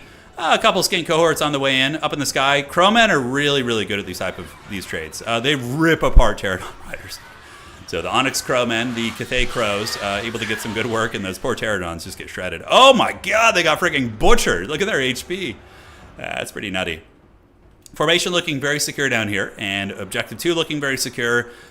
We do get the Solar Engine on its way in, but like Jade Lancers can just target that thing all freaking day with some Spearmen. So currently 3 victory tickets per second going towards Own Goal, and yeah, he's basically just bullying his opponent here for the next couple minutes. Because some people don't leave necessarily. They might think they have a chance to claw back. It's very easy for us to see the game is over because we have like a god perspective where we could see everything and we don't have to focus on playing it all. So we know this game's over. But yeah, on the backside, Spears on their way in, and also some Jade Lancers are going to be reinforcing. How does Cathay have this enormous legion? Well, he brought a very cheap lord. He brought a magistrate, which probably costs like 800 gold, which normally Cathay brings one of the Dragon Twins, which costs literally like 2,400 to 3,000 gold. So by having a cheap, crappy lord, this guy right here, it allowed Cathay to bring like an unholy amount of units. So yeah, very very much like an Empire. Empire can do the exact same thing. They can bring like a Huntsman General or Marcus Wolfhart and bring like a super wide army, or even a General of the Empire, like on foot. Nope, Lizardmen used all their goodies. It's just they got out traded pretty hard. The Celestial Lion going to be hunting down the Slan. Slan sitting at 48 leadership here. We're going to be approaching 1,000 points here. And you remember how in those like old movies from back in the day, like they would have a performer on stage, and then like somebody would reach onto the stage with like a hook, like a coat hook, like one of those things that you hang coats with, and he would like pull the person off the stage when they stay too long. I feel like we need one of those as like an admin, be like, hey, the game's over, buddy. Let's pull you off stage right now, you know?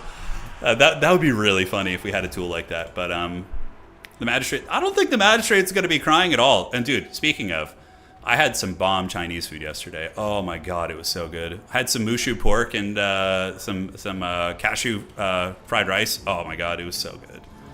Or cashew chicken, excuse me. Yeah, it was bomb. All right, so yeah, he's basically being spawn camped. Own goal, actually taking down the Stagecade. I think we need one of those. And we do see the Celestial Lion taking down the Lord of the Lizardmen. And even with his Lord dying, homie's not leaving, dude. Japardors is going hard. Oh my God. You know, I feel like that's been a bit of a... I'd be curious about this, like a cultural trend, right? Like, I have always loved Chinese food. Like, Chinese food's one of my favorite guilty pleasures. Like, it's so good. But I felt like in the United States, like Chinese food was really big in the 80s and the 90s. Like I remember as a kid in the early 90s going to Chinese restaurants with my dad, and it was very like popular. But like I noticed that as we got into like the early 2000s, it kind of started to fluctuate more towards like Thai food and Vietnamese food and like sushi and things like that. And you don't see as many Chinese restaurants around, which is a shame because it's amazing. Yeah, Korean food is really good too. Korean barbecue's real heavy though, like real heavy. All right. So, ladies and gentlemen, really badass build here by Own Goal. I loved it. Seeing the freaking Magistrate, the crane gunners, and the bows, and just like the formations of troops fighting, it kind of takes me back to the historical era of Total War, which is fun to kind of go on vacation and check out. But, yeah. Good game, GG. Well played. Lizard Army just couldn't break through with its smaller force. That is for sure. Okay, so let's take a look. That might have actually been the last game to finish in the entire round, that one. Oh, Japanese food is so good. Yeah, Japanese food is so good. Okay, so we need to do this player here. Let me do a little bit of adminning, give this player their buy round point. And now we're going to be going into the fourth and final round of regulation, and then after that, we're going to have our top 4 players, and we are going to be casting the semis and grand finals after that. American food is just high fructose corn syrup, basically. It's like every American home has a drip, an IV drip of high fructose corn syrup into our bodies. It's what keeps us going, keeps us strong. Okay, there we go. Let's refresh this. Looks like we're just about ready. All right, Asian fusion, yeah. I've seen that a lot in LA. Oh, that's really nice, Murdoch. You got quite a run of restaurants over there. Chinese food. Oh, man. Okay. Awesome Cathay game, man. Do we want to watch another one of his games in the next round? Or do we save it for because he's probably going to make the semifinal. Yeah, carbs and sugar for all Americans for sure. I noticed that when I was like living in Poland for 3 months, I like lost weight. Just like it's just eating like even like heavy portions too. Like I just lost weight. And most foreign individuals who have moved to the United States that I've known and been friends with have gained weight here. I mean, you can stay lean in America. You just have to eat carefully, and make your own food and just be careful with what you eat and order. But there's so much accessible fattening food. But yeah, like one of the heaviest examples is, so when I was in college in 2007, one of my roommates, he was from Beijing, he was from China. And when he came here, he was like 5 foot, he was maybe like 5'5", like 115 pounds, like a small dude. And like after like a year, he was 5'5", like 230 pounds, 240. He got thick off the fast food. Oh, dude, is Poland? Poland is like one of my favorite. I mean, my wife is Polish, so I'm very heavily biased, but I freaking love Poland. Poland is an amazing place to visit. It's safe. The food is amazing. People are great. You know, it's awesome. The U.S. has the fattiest, and also the most athletic people. Yeah, it's a lot. You know, the food does put a lot of weight on. Maybe our athletes are just bigger. I guess I don't know. Yeah. All right. I love going to Poland. It's amazing. It's a great country. Okay. Thank you. And let's see how we're cooking. Are we ready for the next round? We got one game to finish, and then we are good for round 4. Yeah, I don't need dairy. That was a big thing for my health. When I cut dairy products out of my life, I just like really was able to stay leaner and just feel better. Like dairy products just make me feel like shit. I don't know about you guys, but yeah. Dude, pierogies are the food of the gods. You guys want to get hungry real quick? Let me like give you guys an appetite right now. This is the most godlike food, and it makes me want to just get on a plane right now and fly to Poland. Hold on. The pierogies. Oh, they're so good. Like, look at that. So these are usually filled with a bunch of different things. They can be filled with like cheese and potatoes and various meats. You can even put like sweet elements in them. Sometimes there's like a dessert version of these that has like a sweet taste to it. Oh God, when they're just like grill fried or pan fried like that. Oh God, they're so good. This is like, oh man, it's the best. Pierogies are probably my top five favorite food of all time. If you sit me down with like 30 of these things with onions and like just like some light, you could use butter or olive oil, whatever you want to cook it with. I could probably just sit there and eat until I was sick. They're so good. Yeah. All right. Most Americans. Yeah, no, I obviously joke, but not all Americans are gluttonous. It's definitely a stereotype. But there's different parts of the country where people tend to be a little bit heavier. So I have an interesting perspective on the American food and dietary culture because one side of my family are New York City and Boston Italian Americans, right? So they immigrated here from Italy and Ireland, mostly living in upstate New York City, Massachusetts, New Jersey, like that area, right? The other half of my family, Texas, roots in like Oklahoma, and a lot of the South, right? So I've seen both sides of the coin. Yes, in New York City, you're going to see, some people who certainly eat well, especially if Italian food is a big part of your culinary culture. But man, oh man, some of the biggest people I've ever seen have been in Texas and in some of the southern states. When I was visiting family, and my grandma lives in Texas. I have a lot of family out there, so oh yeah, there's some big people out there. All right, so let's see. And a lot of it's just sugar intake, right? Like when I would visit my grandma, like they would give you a sweet tea. So that's a big thing in the South is you'll get like a sweet tea, right? And it's so good. It's like an iced tea when you're like a hot, humid summer night. You're like sitting on like the front porch having like a southern sweet tea with like a little bit of lemon in there. Dude, it's so good. Oh, but it's just loaded with sugar. It's like literally like when my grandma would just like pour a whole thing of sugar in there. So that's like, and that's like a regular part of the culture, and sweet tea is like how you get the Ogre Kingdoms. Yeah. Oh, dude, Southern barbecue rules. The South knows how to freaking eat, man. Like I have had power fantasies about going down to the South to visit some family and just freaking like feasting on the Ogre Kingdom's barbecue. Oh, it's so good. It's so good. Texas barbecue is God tier. It's God tier. Yeah. Good times. I remember when I was in Ohio as a kid, one time I was eating at a restaurant with my dad. This guy was seated near us with a stomach so big that his arms had trouble reaching the table. Damn, son. Hopefully that guy lost some weight and got healthy. Yeah. Texas brisket is too good, I know. Dude, a good tri-tip is like so bomb. All right, sorry. You guys are getting me hungry, man. Shit. I'm like having trouble thinking about the game right now. All right, where are we? Let me get back to adminning this freaking tournament. Okay, we're still waiting for a match anyways, so it's fine. We can continue ranting about food. Oh, soul food is the best. Cornbread is one of my favorite foods. Like just cornbread just smothered with butter. Oh, God. I can only be so erect. Like butter just like prime cornbread is one of the best things on the planet. If you've never had like a proper Southern soul food cornbread, oh my God. I know, cooking is easy, just butter everything. I know, it's a problem though, apostate. I cut out butter out of my diet, so now I don't get to enjoy it as much. You saw Limp Bizkit on Friday? Oh, dude, sweet. I'm so jealous. I've been wanting to see Limp Bizkit for years. I haven't seen Limp Bizkit since 2001. And freaking Fred Durst lives down the street from me. He lives like in the neighborhood. I've seen him in town multiple times. Yeah, it's wild. St. Louis barbecue is really good. I have to try it someday. They're popular here. I haven't tried it, Susie. Thank you. Cabbage pancakes. Oh, damn. I have not tried that. You're going to see My Chemical Romance this July? That's fun.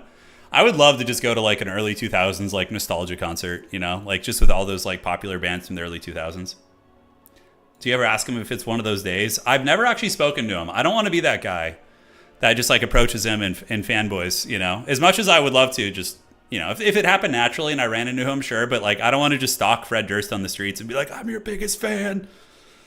Yeah, that would be really funny though. How old is Fred Durst? He's got to be in his 50s. Yeah, I think early 50s, I would guess. Fred Durst did it all for the Nookie, yes. Indeed. All right, we're ready for the next round. Thank you guys for your patience. We're going to advance the Swiss here. And here we go. Oh, yeah. No, that was the concert I went to, Trogdor. It was Metallica, Limp Bizkit, Linkin Park, Mudvayne. Those are the 4 bands that I saw, yeah. It was the Summer Sanitarium tour in the early 2000s. That shit ruled.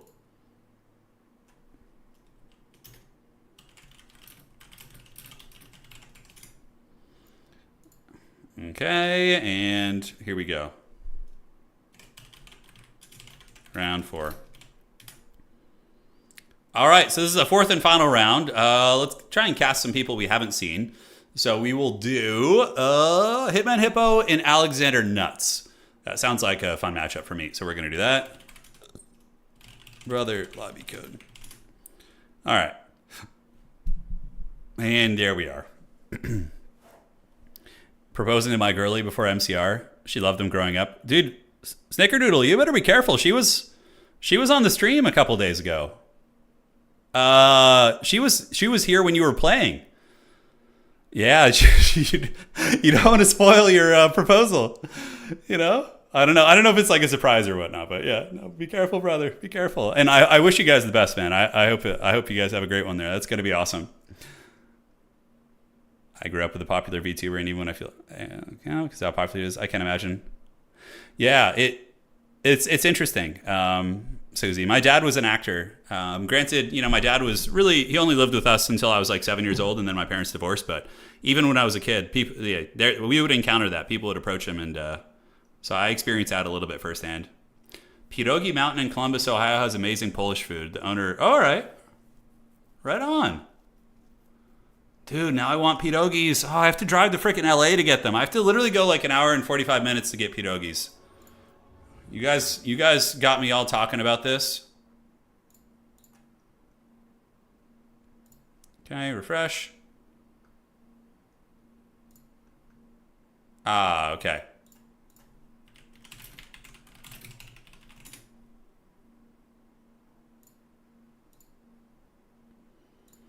Okay, so we're going to cast a different game, I think. Wait. Sorry, guys, just admin work real quick.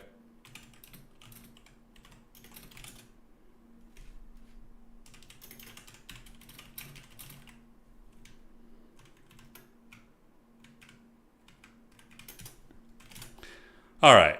So now we need to find another match because the player we were going to cast, unfortunately, one of them did drop out. So who is it going to be? We have Adam. Let's do Adam versus Sabris. That's going to be fun. Yo.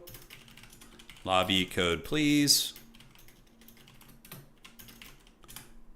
I would like to see a Khorne game. I feel like it's been a hot minute. You know, I feel like it's been a long time.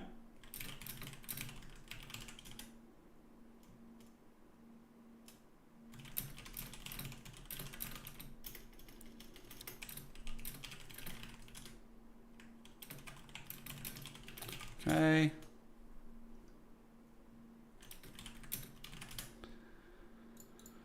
Okay, we got the lobby code. The player we're going to be casting is a Khorne champion. We will see if they're playing them tonight. I'm not sure. Usually some sort of a chaos faction. There we go. Okay. Here we go. Yeah, gyozas are very different than... Okay, we do have Khorne versus the Dwarfs. Oh, this is going to be fun. This is a good matchup. I like this one. Bloodletters and freaking gyrocopters flying around. Valkia. Darktide didn't really call to me too much. It's a little bit too much spam clicking for me. It does look really cool, though, and the trailers and the cinematics for it are pretty rad. But yeah, never tickled my pickle. Yeah, never tickled my pickle. All right, awesome. So we're in the lobby. Need to just change some people's scores here in the meantime. And let's go ahead and give this player their tiebreaker score. So that is going to be you, Gondola the Patient. Okay, so he's going to get his buy round point there. There he goes. Cornbread. Cornbread, yeah, I love cornbread. It's probably my favorite food that is comprised of corn. The Thai government subsidizes Thai restaurants? Are you serious? Really? Huh.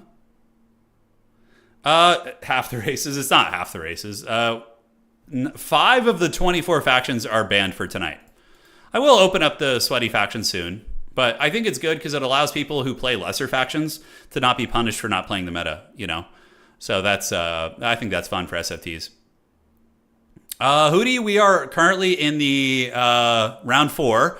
So you have round 4, semifinals, and then grand finals still to go tonight. So those are going to be the remainders of tonight's tournament there. So I'm just making sure that everybody has the correct amount of points. So Hitman Hippo went 3-1. So yeah, his tiebreakers are pretty weak though, unfortunately. So that's a tough one for the old boy. Yeah, here we go. It's pretty cool, Mick. I love Thai food. Thai food's so freaking good. Like the various curries they have, and what's cool about Thai food is, and for me, is they don't use any dairy in their products really. So for somebody who avoids dairy, it's very good. Holy shit! Look at that freaking build. Oh my god, what the hell is that? We got 4 flamethrower Iron Drakes, 3 regular Iron Drakes, and the Scolder Guard. The Thoric and Garagrim Iron Fist are also going to be brought in. That is a wild-ass dwarf build. Holy shit. All right. Now, Adam, of course, going to be playing Khorne, and we're here on Itza. It's a very small map, so the battle will happen very quickly. There's not going to be a lot of downtime where the players are messing about. This is a wild build. This is wild as hell, man. Iron within, iron without. Yeah, this is the Iron Warriors build, right? I'm starting an Iron Warriors army in tabletop, actually. I just need to strip the paint off my old CSM minis and repaint them. My original paint scheme, I did like a homebrew one, and I really hate how they look, so just gotta do it again. All right, guys, let's break down the armies. It is going to be the champions of the Blood God. So Bloodletters are extremely good against Khorne. Or excuse me, against Dwarfs. Anti-infantry, armor piercing, great combat stats, what's not to love? So Bloodletters, more Bloodletters. We got 5 Bloodletters or 4. A bunch of Marauders to eat the punishment that's going to be coming from the Iron Drakes, and then Valkia the Bloody with a Cultist as well. So the Cultist of Khorne is going to be really nice for diving on those range units. Valkia as well. The Valkyrie of Khorne will be excellent at diving, and that is going to be that. Hazard Stripes of the Devil. I'm going to be using masking tape, so I'll probably use a little bit of tape to block it off and then just paint in between. Yeah, it'll look haggard, but it is what it is. Now, for the Dowie, it's going to be a build that, like, if this works, I'm going to be so freaking impressed.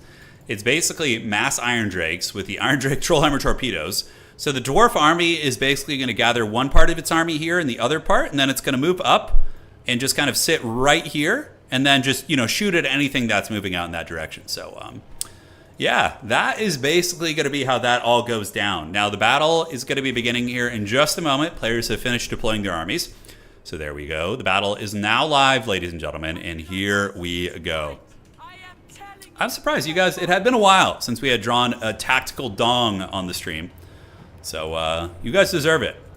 So out of the gates, the objective should go to Khorne. Khorne does have the more aggressive infantry-based army, which is going to be taking a little bit of ground there. And here comes the advance. The Garagrim Thoric Ironbrow. Look at that hog. Yeah, dude, it's a fat hog. I love it. So range, 170 range on these bad boys. Certainly will put some Daka down.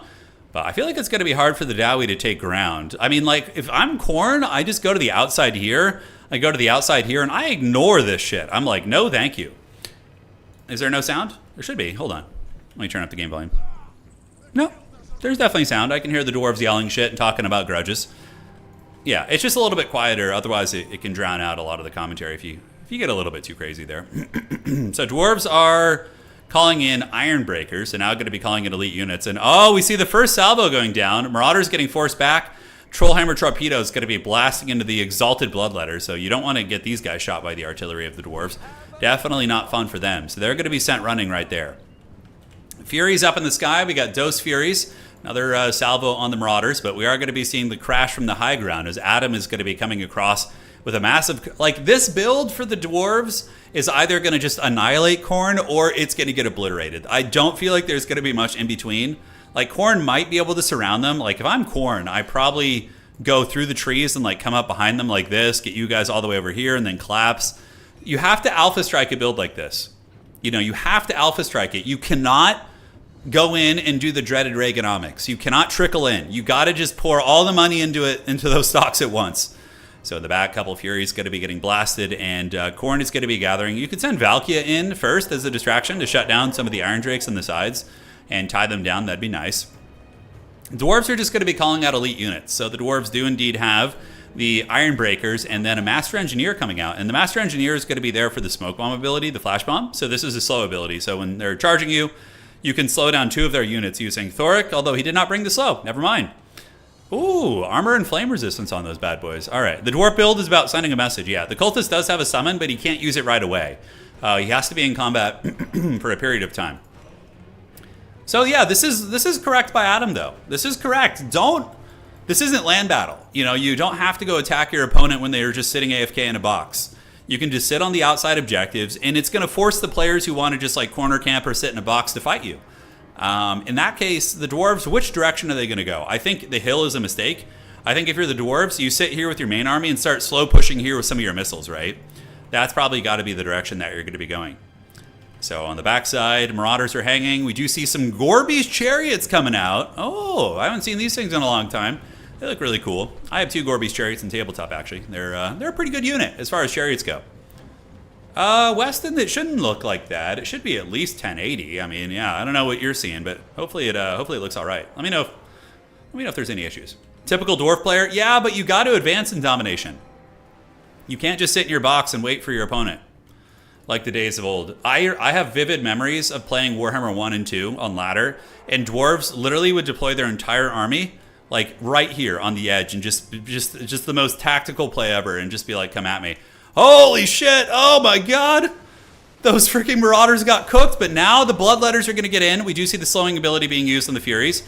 Are they going to get another salvo? Now they're collapsed on already by the Bloodletters. They do get a little bit of a cooking salvo right there, but man, Khorne needs to alpha strike hard.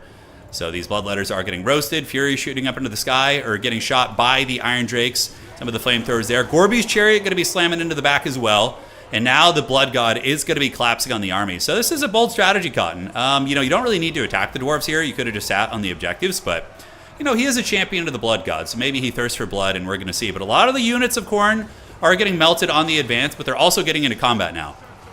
So Bloodletters are on top of the Iron Drakes. These Iron Drakes are going to be attacked by Bloodletters here, and they're going to start getting massacred. And we have Exalted Bloodletters pouring into the backfield. So it's immediately dwarves do pull a big value lead, but you'll notice that the value lead is really starting to shift here.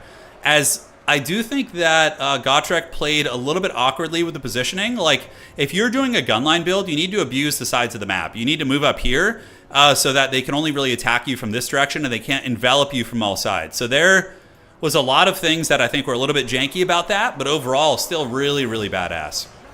All right. So on the backside, the Grim Delvers are on the way out, and the Dwarvish armies are holding. Value's close at this point. We do have some Iron Breakers in the mix, which are going to do their best to hold things back, but all of the Trollhammer Torpedoes and the Flamethrowers are basically caught up in melee. He's trying to put them in guard mode and do some shooting, and is getting a little bit of value shooting into the Exalted Bloodletters here. Thoric Ironbrow's trying, and will the blasting charges and some of the shooting coming in reserve be able to carry this game? Value is actually quite close. Grim Delvers, absolute Giga Chads. These guys have some heavy, heavy duty shotguns, and they're going to be able to melt the Khorne units in the back if they're able to shoot them. Iron Breakers are here now, so elite units for the Dowie are going to be trying to provide a second wave of pressure to do some work. Valky the Bloody going to be going back here to shut down the Grim Delvers, and we do see some cultists coming out here as well. So here they come. Cultists going to be advancing, and Valky going to be diving as well. So what's going to happen is a Bloodletter summon from the cultists. The Blood God sends his champions out from the warp, and the Grim Delvers are about to get absolutely just blasted. Doomseekers would be really good against this army too. The Khorne army has basically no counters against Doomseekers. That would be very, very nice. So will the Dwarves survive the onslaught? Adam pulling massively ahead on value. Looking at the value, we do see the Dwarvish army kind of being folded up a little bit, although there are some pockets of resistance with the Iron Breakers. The Grim Delver is getting butchered, absolutely butchered over here by the Bloodletters. The Bloodletters of the Blood God getting the job done. Cultists also cleaving some of those bad boys. And yeah, somebody in chat asking about the Chariots. That's a good question. They might have gotten killed by the Iron Drakes, actually. They might have gotten blasted on the approach. Might have been one of the few casualties here. Thoric's good here. He does magic damage and, hits reasonably hard, so he is able to contribute some DPS to the Bloodletters. Iron Breakers are insanely durable, 66 melee defense, so even against things that counter them, they can do some work. Dwarves at 6,000 against Khorne at 8.7, but remember there is some demonic disintegration, which isn't being tracked on the value for the Dwarves, so there's actually a little bit more value than you would expect for the Dwarf side of things. Now, Garagrim is going to be fighting hard here. He is that is actually Ungrim Iron Fist's son, and he does do magic damage and anti-infantry, so he's actually a bit of a soft counter against these demons. So him and your boy Thor are going to be fighting it out. Meanwhile, the Dwarves, do they have any other objectives? The middle objective belongs to Khorne, and Dwarves only have one objective on the outside. The Fury is able to chase down the remnants of the shooting, and now more Longbeards are being called in. So, yeah, we do have a lot of elite Dowie infantry, but Bloodletters are basically a counter against that. Will the Dwarven characters be able to scrap back a little bit of value in this game? I don't know. A couple Furies lurking in the backfield. High ground is owned by Khorne, middle is owned by Khorne, and what is Khorne going to be calling in? Looks like some Marauders, which is smart. Get them up here, hold that objective. Khornate Marauders will fight Longbeards for a while. Longbeards will eventually win, but they'll buy you some time. No Gyrocopters either. Granted, Gyrocopters are a little bit risky against Khorne because of Valkia. She can fly and chase them down and do a lot of damage with her anti-large, and it looks like Valkia is trying to kill the Master Engineer. And Garagrim coming over. Valkia, a little bit cowardly there, running away from the Slayer, but that does make sense tactically. So she gets back up in the sky, leaves the Dwarves in the dust, and on the side objective, it does look like there are some Marauder Horsemen of Khorne, which is a great call. These guys have throwing weapons that do armor piercing, and on top of that, we got 2 Furies. So basically what Khorne should do is bring those Furies over here, charge in the front with the Horsemen, in the back, and these frickin' miners are going to get obliterated in a couple seconds here. The Flash Bomb here, it does lower the stats of the Khornate Blob, but the Khornate Blob is just so good against these units. They might lose because of Thoric and Garagrim, but then the status quo is going to probably remain in that Khorne is going to be able to get the side objective and hold this one, and you should just charge into these miners right now. They're so weak, and Marauder Horsemen of Khorne actually have really good melee stats. 44 melee attack and pretty high weapon strength too, I think. Yeah, it's something around here. Yeah, 44 weapon strength, 32 melee attack. Very good stuff indeed. So side objective going to be going to the Blood God, but the Dwarves are actually going to wrestle the middle. So the Dwarves do steal the middle objective.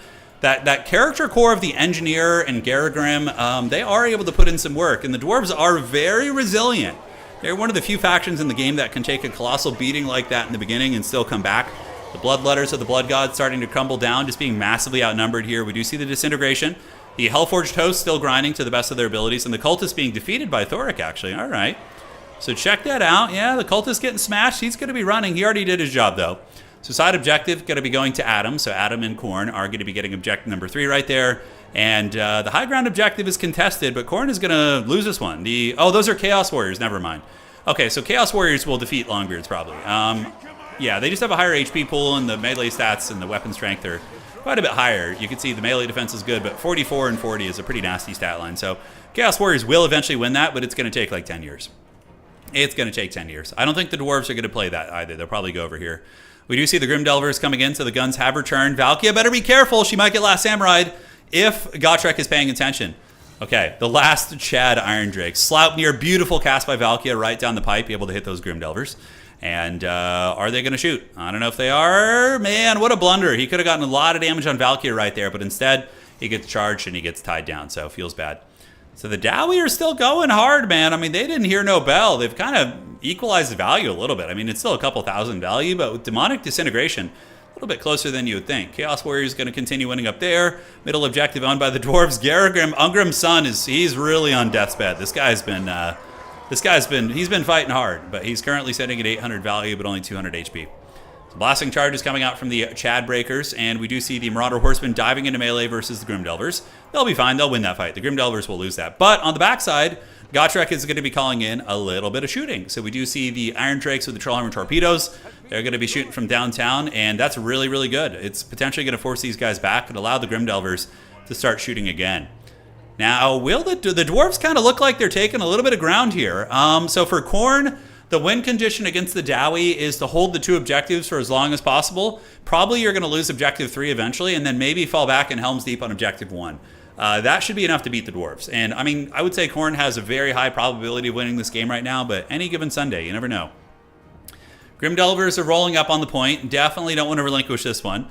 Probably hiding a Marauder Horseman behind this box and then using it to flank onto those guys could be good. Granted, the Iron Drakes are nearby to provide overwatch fire, which is a little bit dodgy. Bloodletters heading to the middle, so Bloodletters of Khorne and another Bloodletter of Khorne. High ground, the Warriors are fighting what appears to be a 2v1. Okay, the Dwarves are actually maybe going to steal the high ground objective. The Bloodletters definitely should have gone up here.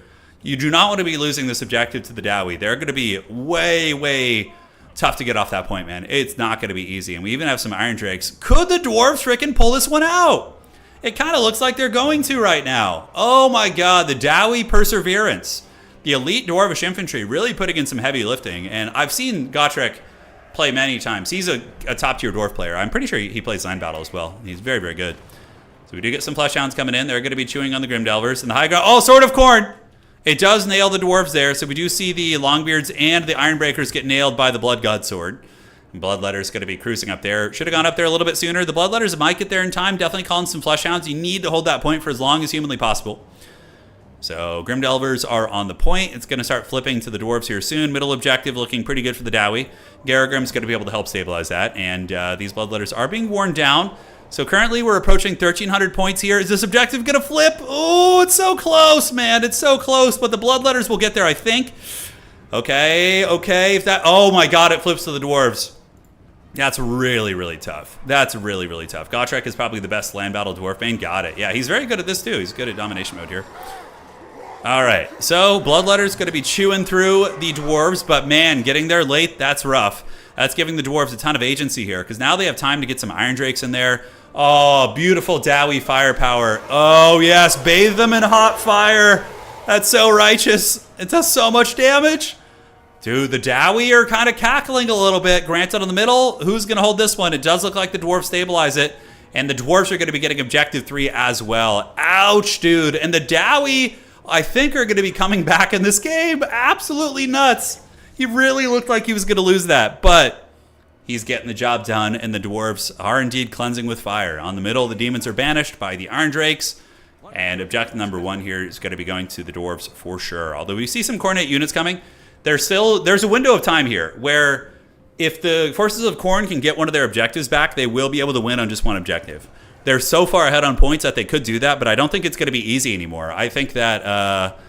the Dwarves having the shooting online, like the Iron Drakes, and their characters going to be holding down here. We got Trollhammer Torpedoes moving. This objective is probably going to be pretty secure. We got 2 good quality units over there that are going to be able to hold it. You believed in the Dwarves the entire time, huh?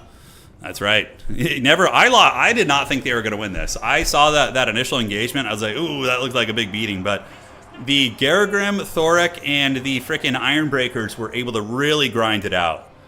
So this objective is being contested. The Dwarves need to hold it long enough that they can win on just 2 points, which is going to be a little bit of time. Currently, as it stands, it is flipping to the Blood God. The Marauders with dual weapons, the Fleshhounds, and Valkia. Adam is going to need to get this frickin' point. It looks like he is going to be able to get it pretty soon. So, yeah, and then the win condition is very clear. I mean, Adam basically just has to hold this objective until the sun and stars die out. Looking at the points, Adam only has 500, so probably going to be calling in a Marauder here immediately to get up on the point. Oh, actually split pushing. That is a bold strategy, Cotton. I don't know if I like that. I think reinforcing on the point you already have would be the way, but I don't know. Because he just wins if he holds this. If you get that Exalted Bloodletter over here... Excuse me, wrong button there. If you get the Exalted Bloodletter over here, I don't know if the Dwarves can get those guys off. They're just a little bit too strong. But, I mean, maybe they're going to be able to ninja the other side. They're going to get wasted by the Grimdelvers. So as they advance in, they're eating a lot of firepower from the Grimdelvers and also from the Trollhammer Torpedoes. So there they go. And they're moving on. I mean, they will close the distance. Valky the Bloody is coming as well to help out, but a lot of mowing firepower. Already has these guys down to half health. Oh, man, Grimdelvers are such chads. Look at that, man. Look at that work. So here comes the charge. Exalted Bloodletter is going to be charging into the Grimdelvers there. Valky the Bloody going to be flying overhead. And the nibbling begins as the Exalted Bloodletter starts to do the job. But look at this. Man, Gotrek with his dreaded Iron Drakes going to be calling in these bad boys. And yeah, definitely will roast those demons if at range. I mean, they absolutely can. So the high ground objective, yeah, that might be a mistake that ends up costing Khorne. If those Bloodletters had just straight up come over here, I think the Dwarves would get massacred on this point. They didn't have the shooting or the positioning to punish the Bloodletters as hard, but we're going to see if it ends up costing Adam the game, because now Adam's going to be trying to get this point. I mean, he maybe has a chance to do it. He needs to use Valkia to go dive on those Iron Drakes, call in a Fleshhound, and just try and bully them off that objective. We're going to see if they can do it. So over on the objective here, it looks like Khornate Demons are starting to crumble. Oh my god, he's at 14, 20 points, give or take, 14, 19, and the points are going to be cut off as the Dwarves get a triple cap. They freaking got that point. Marauders are here. We got Marauders heading to the middle to try and get that. A couple Marauder Horsemen going to be arriving over here. And yeah, the Exalted Bloodletters are butchering the Iron Drakes here. It's going to get to the point really quickly, though, where the Dwarves can just win on just 2 objectives. Flamethrowers are active. Horseman parked on the side objective here. And he does start to get the objective, guys. But I think the Dwarves are going to get it. They do break the high ground. The Khornate forces are in full retreat as Thoric Ironbrow. He's grudging. He's unleashing the full grudge right now. Is getting it done. Over here, the objective is in the process of flipping. Dude, this is so freaking close. Iron Drake's roasting the demons. Getting a nice salvo here. Man, he might be able to just edge this out on this point, dude. He might be able to. Couple Longbeards on the way in. Bloodletters are shaken and stirred. He's at 1370. Oh my god, if he gets the 14... Oh man, I think that the Dwarves are just going to edge this out. Just barely. Yep, the Dwarves have won it. The Dwarves have won the game. They got to 1400 before his opponent got to 1450 on one objective. That's an easy kind of mental math thing you can do. So now the Dwarves easily just went on 2 objectives. So Khorne is going to need to get another objective here really quick. I think if he just sent the Bloodletters up here, he probably has a decent win chance. I mean, this was a cheeky play. Maybe it works out. Does he have any play in the middle? Not really. Iron Drakes are cooking. And the Dowie, the Grudge, satisfy the grudge. They're able to get it done, I believe. So looking here at Adam's score, Adam is at 1436. The Dowie are going to be sitting at 1471. And man, oh man, the Dwarves won that shit. I cannot believe it. What an impressive victory from Gotrek Starbreaker, showing why he is the kingpin of the Dwarves right now. That is for sure, because that was a build that should not have worked, but it did. GG. Well played. Hopefully you guys enjoyed that one. I enjoyed the hell out of that match. I think that was one of the best matches we've had in a while.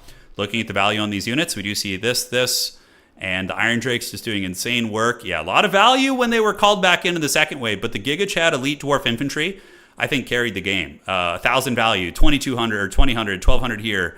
They were very beast mode. And the characters, they seem to grind pretty well against the demons. Adam played a very good game. He played a very, very good game. Maybe Adam didn't need to engage the Dwarves until they pushed for a second objective too. I think the Bloodthirst overtook him, but that's how it should be anyways. It's Khorne. GG, guys. Hopefully you enjoyed that. So now we are going to be going on to the semifinals of tonight's tournament. And let's jump out of here, do this, and refresh that. And how are we looking? All right. He did the same thing into your Nurgle. 4 Iron Drakes and 3 Bugmans. That's so awesome. Dude, I would not have the confidence to make it work. That style of dwarf play, that is just so stressful. It does look like Own Goal has won with Grand Cathay. So you do have that. Why do the Dwarves just... the Dwarves definitely don't destroy Khorne consistently. It's a pretty even matchup, actually, I think. Hey, sorry, there was a couple new subscribers on Twitch. 60 Watt Wizard and Bacon Monster. Thanks for all the fantastic content. I hope you have a great night. Likewise, my friend. Hope all is well with you. All right, so we got Oishi playing Solanius. Adam just finished their game there. They just need to report the score. And we're going to be seeing who's going to be going. Top 5 factions, Slaanesh, Vampire Counts, Beastmen, Wood Elves, Ogre Kingdoms are banned right now. It's just to change things up, because if we just let those factions get played, they're going to be winning most of these events, or at least threatening, and we're going to see them over and over. But this way, we're seeing more off-meta stuff. We're seeing more faction diversity, which is good. So, but in the next tournament I'm not going to ban anybody. Maybe Slaanesh, but we'll see. All right, guys. Perfect. And where art thou? Dude, those chariots must have gotten freaking blasted on the way in. I didn't even get a chance to see those things. I did not get a chance. Okay. It's a new season, by the way. You guys want to see the fresh, clean leaderboard here? So let's go in this. Check this out. Currently, Scrambled Egg Special actually won the first tournament early. So shout out to Scrambled Egg. Oh, Snickerdoodle, you got to take a screenshot, brother. This is the time you could be like, there was a time in history where I was the number 3 ranked player in the entire world in Total War Competitive. Screenshot it, show it to your girlfriend, show it to your homies, do your thing. You can crop out the part that shows there's only like 3 games played, but that's how you do it. But yeah, you can see all the players right now are vying for the top spots, getting out to an early jump here, which is very, very fun. So, are we ready for the semifinals? Do we have our top 4 yet? What's it going to be? Yeah, Solanius and Oishi. Hitman Hippo's done. So we only have 1 game still to go. The top 4 is looking, it's going to be Grand Cathay. We have, Snickerdoodle. Are you playing Nurgle? I hope that's the case. Danikin, the Dark, we're getting Nurgle, we're getting Dark Elves, we're getting Super, and Grand Cathay? These are factions that everybody's these are the worst factions. We're not going to do a round 4 probably. Or an extra round. We'll have to see how the tiebreakers look, shape or fate. Yeah, we'll take a peek. I might do a playoff with the 2 people, depending on how the tiebreakers sit, but Oishi's still playing, so we're going to take a look. I'll wait till the tourney's over and take the screenshot of yourself at number 1. That's right, you could do that too. You're Nurgling? Nice, dude, let's go. You love the Dragon Emperor? He's here. Yeah, and you're champion. The Dragon Emperor's champion is one of the strongest players in the community, so we're just waiting for the next round here. Just kind of hanging out for a couple minutes. We, of course, will reset the stats once we get a DLC or a balance patch. That's usually how we do it. We don't reset the stats until we get there. Yeah, Nurgle's going to be in top 4. Grand Cathay's going to be in top 4. Dark Elves are going to be in top 4. A bunch of low win rate factions are making top 4 tonight, which is so cool to see. We'll see who else is going to make it. Should be fun. 2 points away from semis with Grand Cathay. Ah, Zettern, that's you, yeah. All right, well, we'll peek. We will peek. So checking out old Total Tavern here. How's everybody doing? Welcome to the party. Okay, and they're still playing. Solanius and Oishi are having a sweaty duel of fates. Oh, yeah. You're going to paint a black and red terracotta sentinel. That's really badass. I think that's probably my favorite color combination is black and red as colors mixed together is my favorite. My Chaos Dwarves, again, are painted in that scheme. My Empire is white and red. It's the classic Talbot land scheme, kind of Altdorf inspired. Not Altdorf, Reichland. Yeah, and Tomb Kings are just kind of standard. Cannot win a Dark Elf game to save my life. They're really hard to play, Melody. If you're new to competitive multiplayer in tournaments, Dark Elves take a long time to get your wheels going. They're very difficult. Don't worry about it. I mean, if I played Dark Elves tonight, I'd probably go 2-2 or 1-3. They're brutally difficult. Yeah. I just hope that in future Total War games we get some, what would be really cool? Imagine if you go to multiplayer, you go into matchmaking, and firstly, it actually works, but secondly, you get an army painter. If we could get an army painter where you can design your own custom units, and you have your faction look unique going into multiplayer games, that'd be so cool. That'd be so fun. I hope that's something we can get in future Total War games, All right. How are we looking? You think that's going to be the final update for Warhammer 3? We get an army painter? That'd be awesome. That would be awesome. Okay, so refreshing here. We're going to see anything. We're going to look right now and see what's cooking on the... Okay. So we are going to have anything in Japardor's play, tiebreaker game. Okay? So I'm going to host the lobby right now. I'm going to invite both you guys because it's too early on to use leaderboard tiebreakers. It's just nonsense at this point. So we need to use a tiebreaker to host the game. So you and Japardors are going to play because leaderboard tiebreaker is the next one, but it's too early on for that. So, okay. Okay, and that's going to be you. Yo. Tiebreaker and anything also. So you guys are getting an extra game tonight. There we go. Awesome sauce. And there we are. When is the Warcraft 3 tournament? June 7th. June 7th is the Warcraft 3 tournament.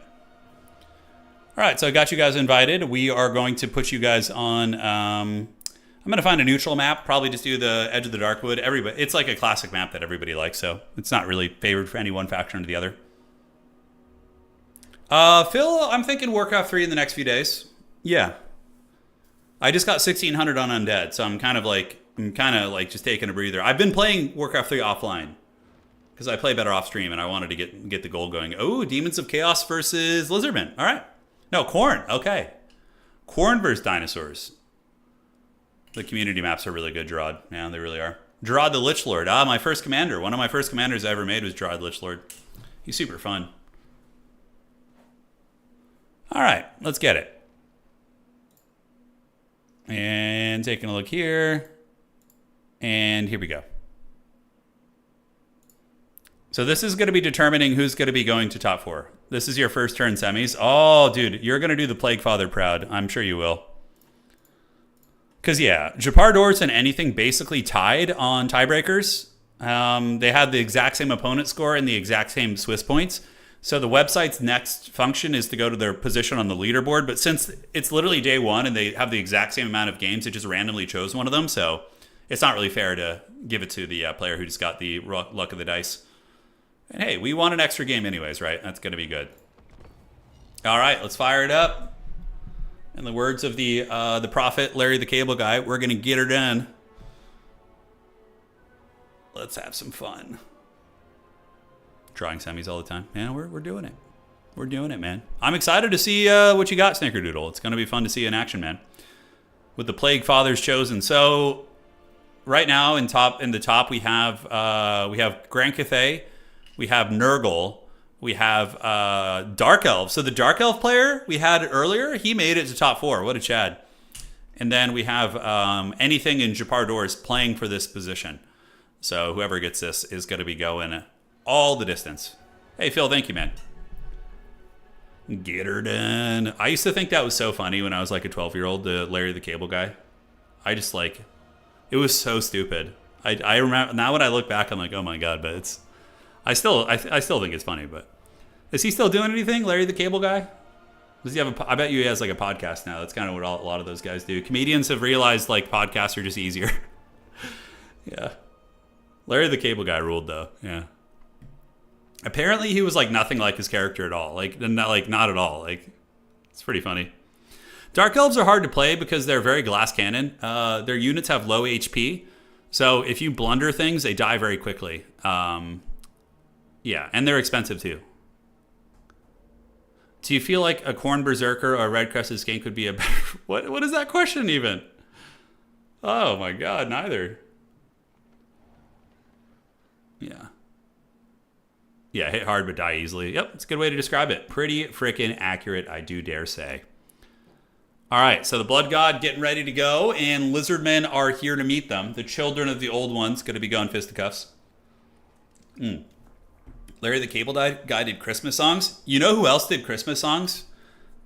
Aside from Larry the Cable Guy, was hang on, let me pull this up here real quick. All right. Saruman from Lord of the Rings. Christopher Lee. He did like a weird history metal album. It is the... I don't think we could play it on stream. YouTube is really strict. On Twitch, people on Twitch streams just play whatever the hell they want. But on YouTube, it'll instantly shut down your stream. It was about Charlemagne. Was it the Christmas one? Hey, Doom Train, thank you for the raid, man. Hope your Warcraft 3 stream was fun. We're just getting into the tiebreaker for top 4 right now. Ooh, Skulltaker and Karanak. Let's go. Yeah. Christopher Lee guested on the Rhapsody of Fire's power metal albums. That's so awesome. Yeah, Christopher Lee was a treasure, man.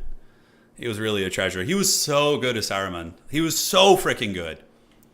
The casting in Lord of the Rings was pretty damn solid. The original trilogy, like... Yeah.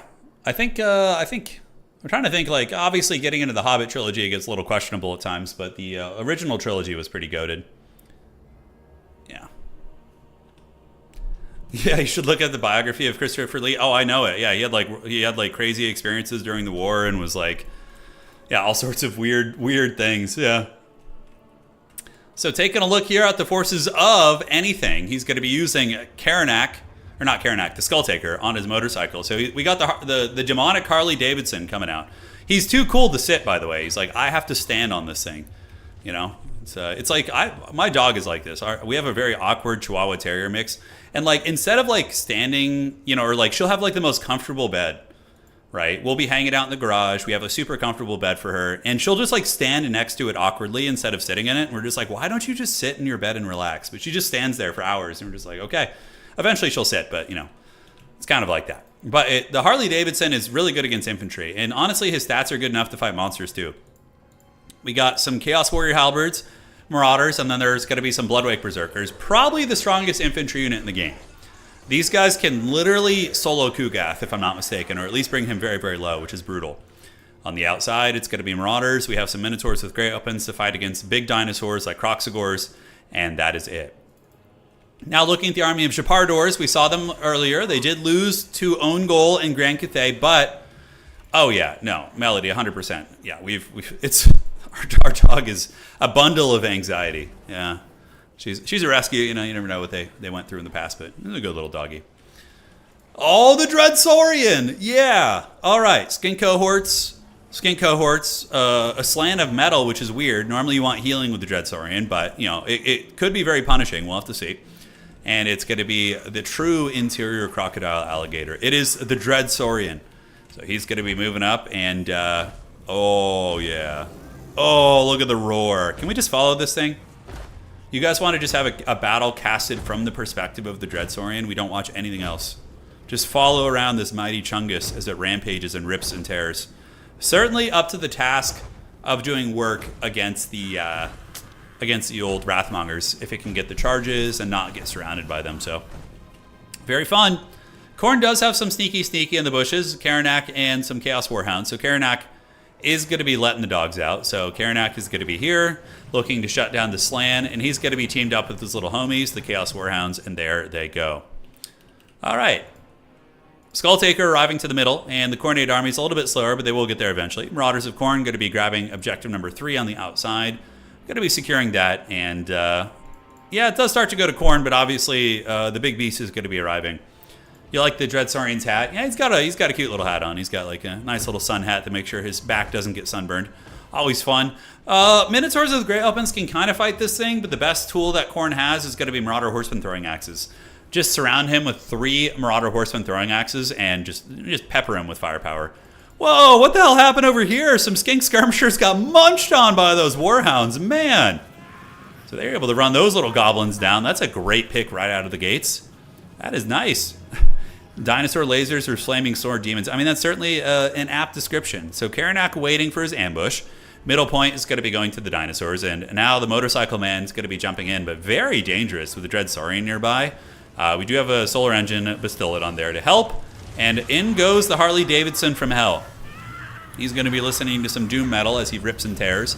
But on the other side, we see the big dread beast hunting him down. It's certainly a little bit of Jurassic Park as Karanak gets spun around, or not Karanak, the Skulltaker gets spun around by the attacks, and he's getting his butt kicked pretty freaking bad by the Dreadsaurian. Final Transmutation also going to be activated. Now, Skulltaker does have the ability to heal himself on the motorcycle, but still, that's a pretty good start out of the gates, bringing him down quite low. Karanak coming out of the bushes, so you can see the Bloodhound of Khorne is going to be looking to get on top of this land over here and shut that bad boy down. And Skulltaker is already down to half health. In response, the Minotaurs of Khorne going to be casting Force of Will and trying to shut down the Dreadsaurian here. But the Dreadsaurian, with any infantry support, will be able to beat down the Minotaurs reasonably well. Skulltaker in combat, draining and healing health. You know, as he's in combat on the motorcycle, he's going to be healing. And the Dreadsaurian does end up taking a lot of damage here, but the little skinks are going to be coming into support, and the Minotaurs with great weapons probably are going to be dragged down, just by the sheer number of units nearby. Solar Engine shooting into the skirmishers here is a very good call. Skulltaker able to break it, and the middle objective is owned by the Blood God's champion. So he was able to get that back here. But Minotaurs are good against big monsters, but if they're fighting chaff units also, they're going to lose. Because only 2 of the Minotaurs are actually even attacking the Feral Dreadsaurian. You would need to be spam clicking and making sure to get all those attacks on the big beastie. Skulltaker getting in there. A little bit of Marauder Horseman support doing some good damage against the Feral Dreadsaurian, but those Minotaurs are getting crushed in combat by the Dread Beast.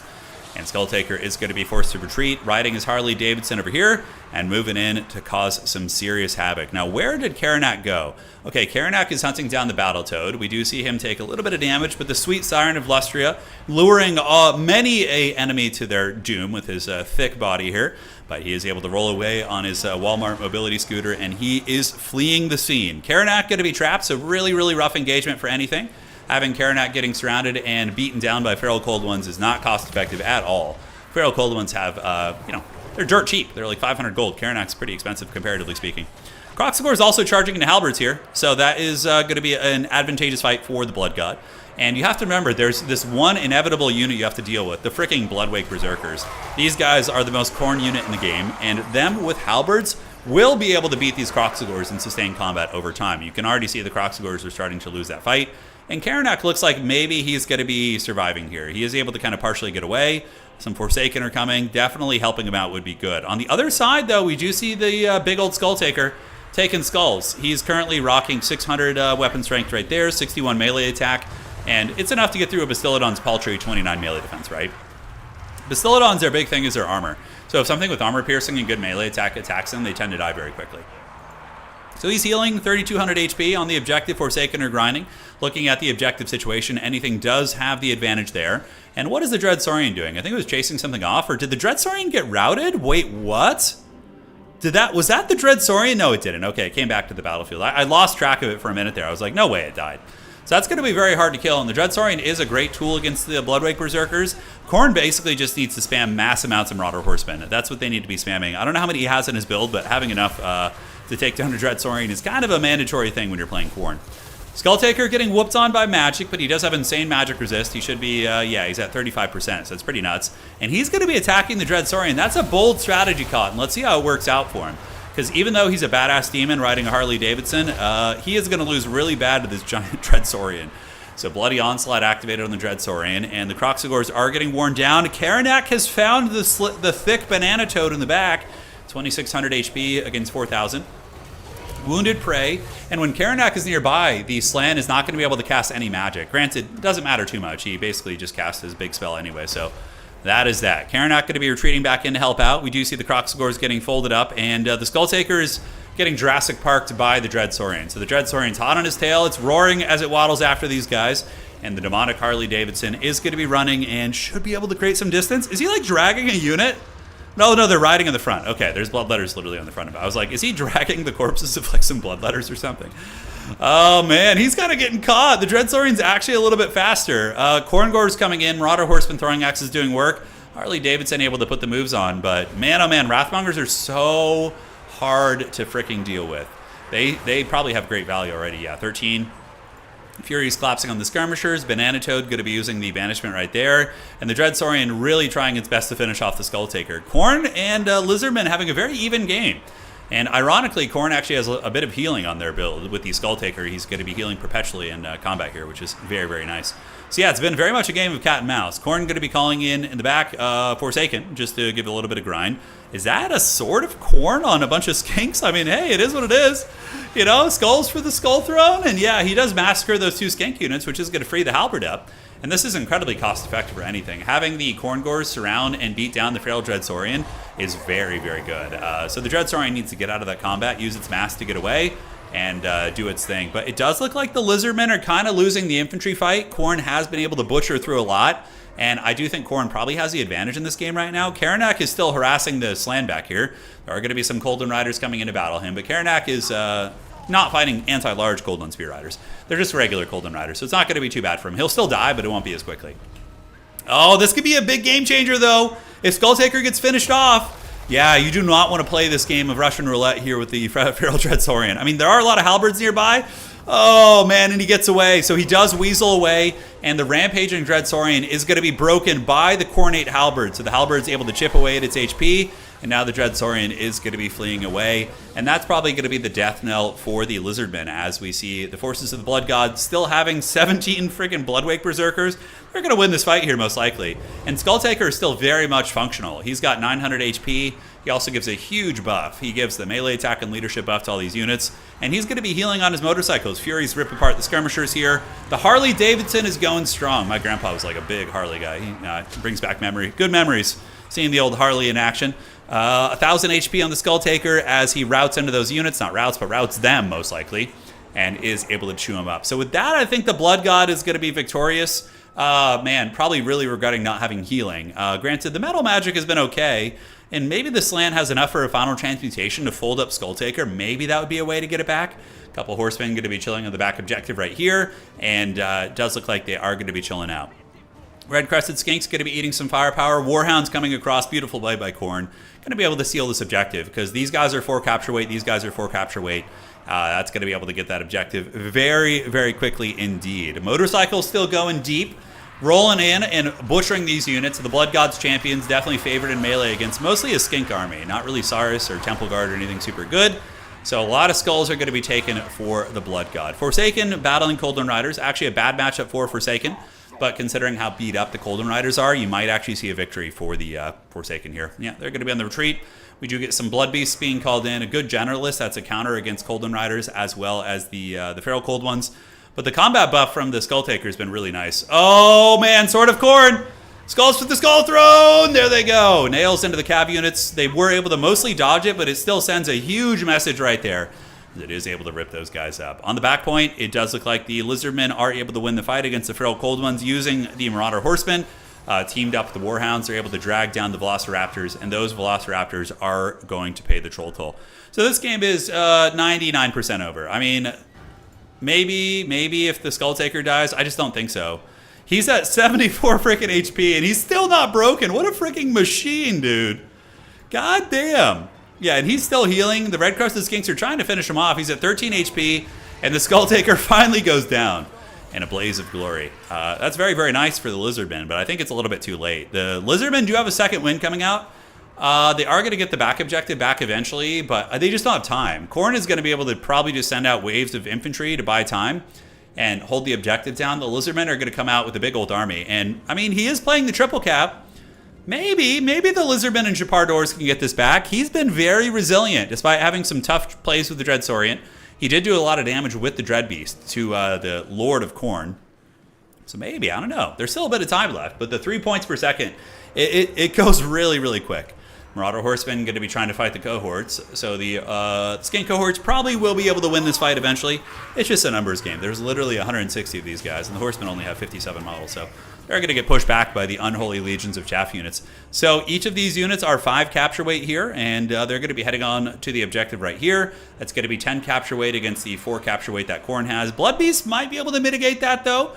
Blood Beast will absolutely just beat the brakes off these guys. So here they come, sprinting over to the side, and these mutants definitely going to get the job done. This could actually be a big game changer. If Khorne is able to hold this objective and keep the lizards from flipping it with the Blood Beast and the Horsemen, there's actually a chance that Khorne could just clean up house and win the game.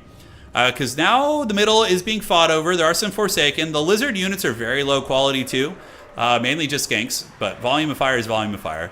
The Battletoad needs to get busy and start fighting here. More Red Crested Skinks going to be pressing in here. Fury's charging into the back. Oh, man, big blunder by anything, though. He really should have the Marauder Horseman on the objective. He could be mitigating the capture weight. He needs to fight on the point. That was actually a big, big mistake. It would have slowed the capture and bought him, victory points. But now it just flips to the lizards, quicker, right? If he had stayed on the point, he might have actually been able to hold this and just end the game right there. But even still, he does manage to break these units. Going to be using some Furies to fly over here and shut down the enemy skirmishers, so those skinks might pay the price. Middle objective belongs to Khorne, but Lizardmen are just about to break them off and get that. So now it's time for the Khornate Helm's Deep. Khorne is going to be able to move over towards you. Got excited when I drew 2 circles. I love that so much. All right, gathering up are the Khorngors, going to be valiantly fighting here on the back. Khorngors do have an unbreakable ability, so they're really hard to move and shift. And we do have some hounds, some flesh hounds of Khorne moving in the trees, going to be able to easily annihilate a unit of skinks, and that's going to be it. Blood for the Blood God, skulls for the Skull Taker. All right, guys, awesome match. Really close, actually. It became really close there at the end, but it wasn't quite enough of a comeback momentum for the dinosaurs. I think they needed like a Croxagore or something like that to push them back. Super fun game, though. The Dread Saurian was solid. It paid for itself. And, yeah, rest of the army was pretty good. Well played to these mighty champions. And now we are going to be advancing to the top 4.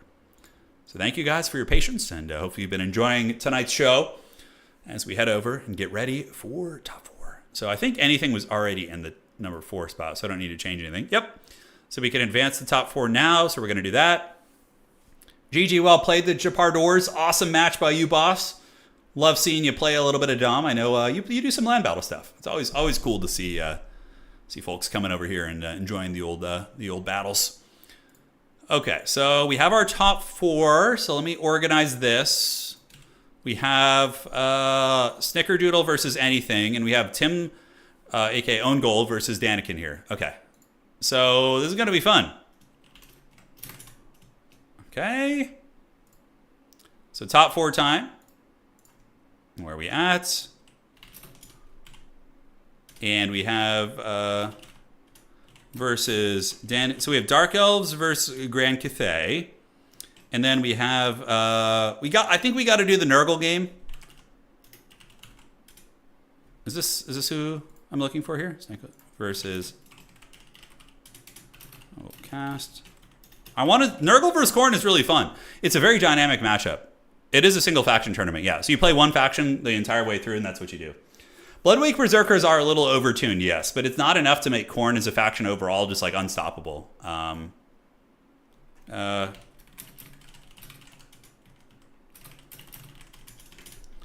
Okay, and just gonna wait for this. So let me message these players.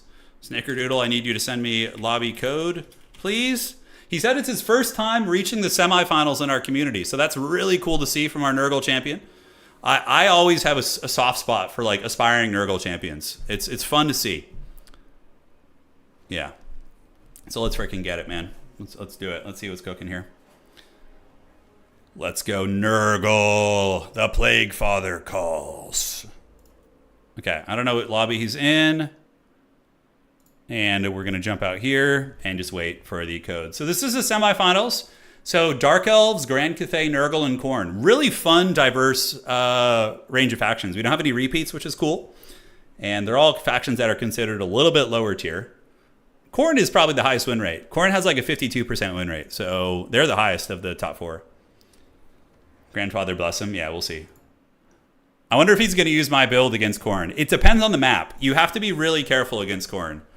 Because Khorne can do some nasty stuff to Nurgle, but vice versa. Yeah. Where are we going here? Just waiting for this. And who is the Khorne player? Anything. So I can get the lobby code from here. 4 semis, please.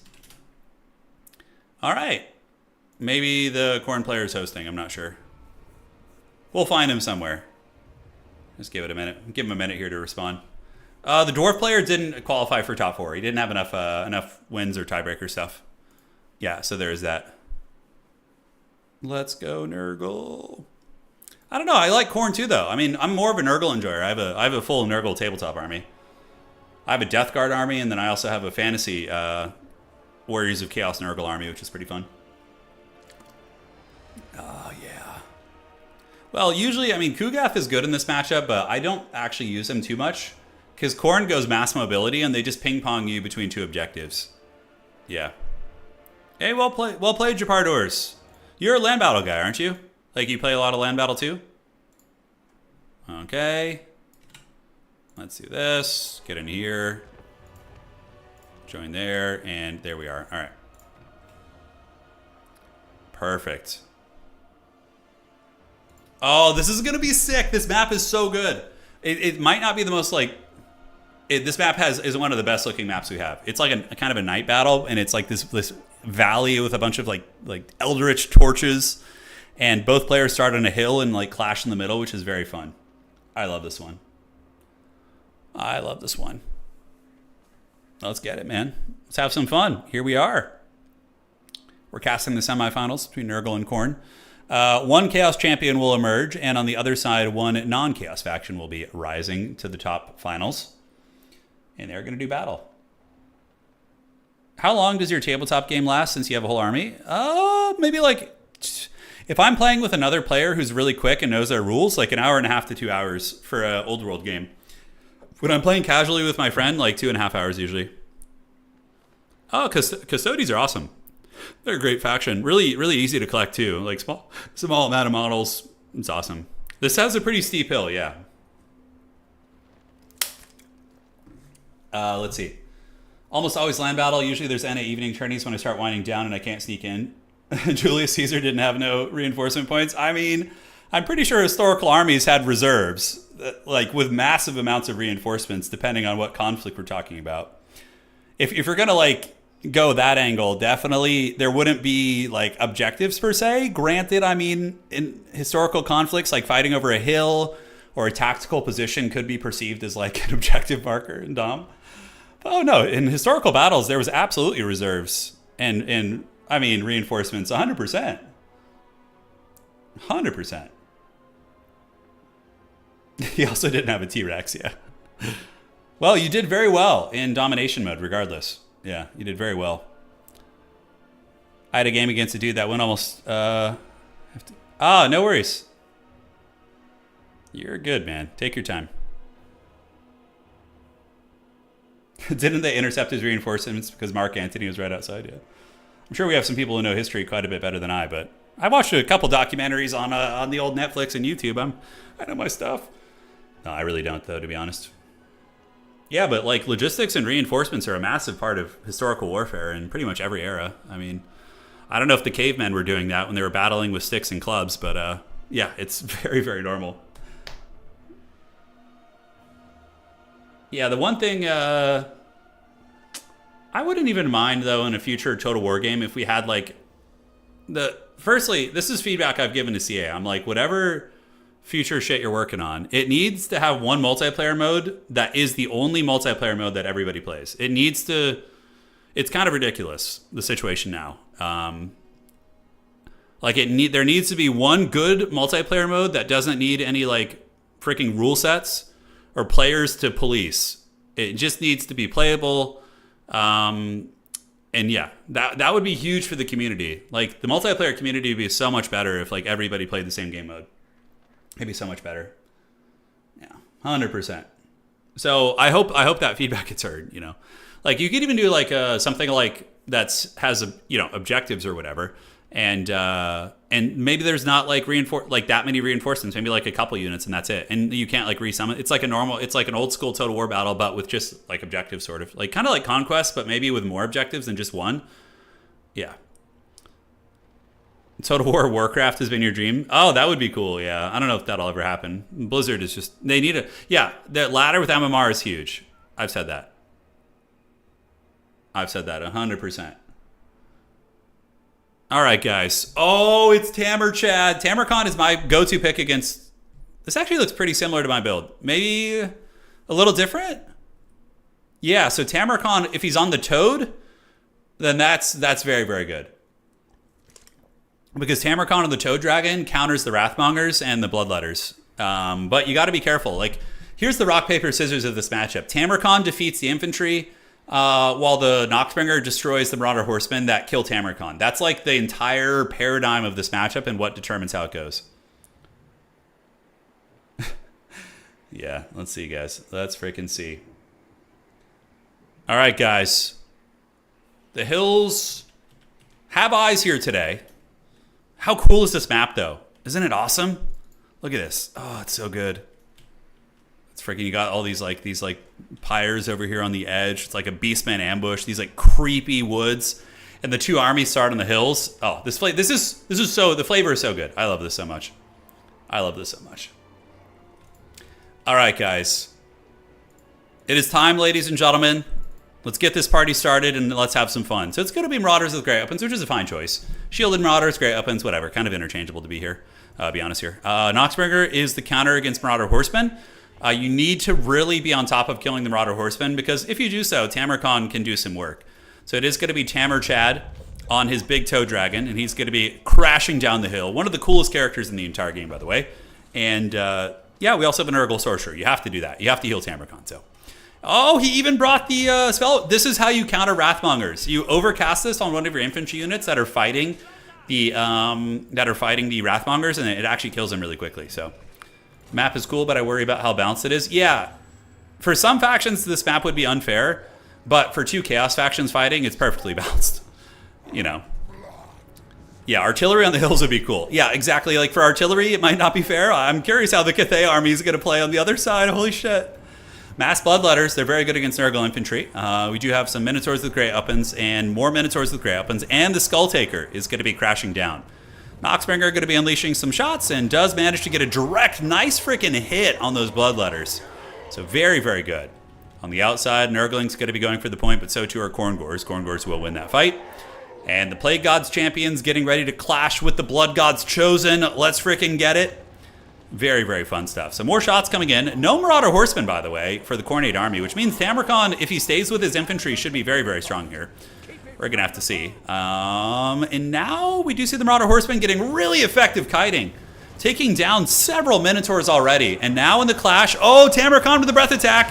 Toe Dragon and Noxbringer getting some work done, but the Bloodletters are going to dominate the Marauders. But Curse of the Leper, the damage reflection, MLG, and Tamarchad has gotten into combat. Probably my favorite Nurgle character. He is so freaking badass. And the Toe Dragon is going to be grinding in combat, doing some nice work, but the Marauders are going to fold up very, very quickly here. So we do see the Minotaurs with Grey Uppins being sent after Tamarkon. Tamarkon is taking quite a bit of damage. He is surrounded by Minotaurs a little bit. Could be a blunder here. Nurgle's favorite son going to make him very tanky. But he needs the infantry support. So what's going on the outside? Nurglings versus the Khornate units here is fine. Tamarkon kind of getting whooped on. You know, he's fighting way too many units unsupported. The Noxbringer has moved into combat, but the Minotaurs are at 14 models. There are some Nurgle Marauders over here, but with Tamarkon, you really have to support him. Now, what is Nurgle saving up for? Oh, the Angels of Decay. That's an interesting choice, but Tamarkon needs to retreat right now. If he keeps fighting here in this position, it's going to be a disaster. You need to pull him out of combat and get a huge heal on him. 100%. Nurgle Throwing Axe is doing good work. Tamarkon, though, is a very, very tanky character who has a massive HP pool, and he's going to continue fighting here. More throwing weapons into the Minotaurs of Khorne as the Noxbringer continues fighting and grinding. The Chaos Sorcerer, where have the heals been on Tamarkon? I mean, the Angels of Decay will punish the Minotaurs pretty freaking hard, but Tammy is sitting at 4,900 HP. He's actually a little bit blocked up by his own Noxbringer here, which is unfortunate. So in this situation, you need to zoom in. Where is the healing for Tamarkon? He needs the heals. Where's the horse and the rider, dude?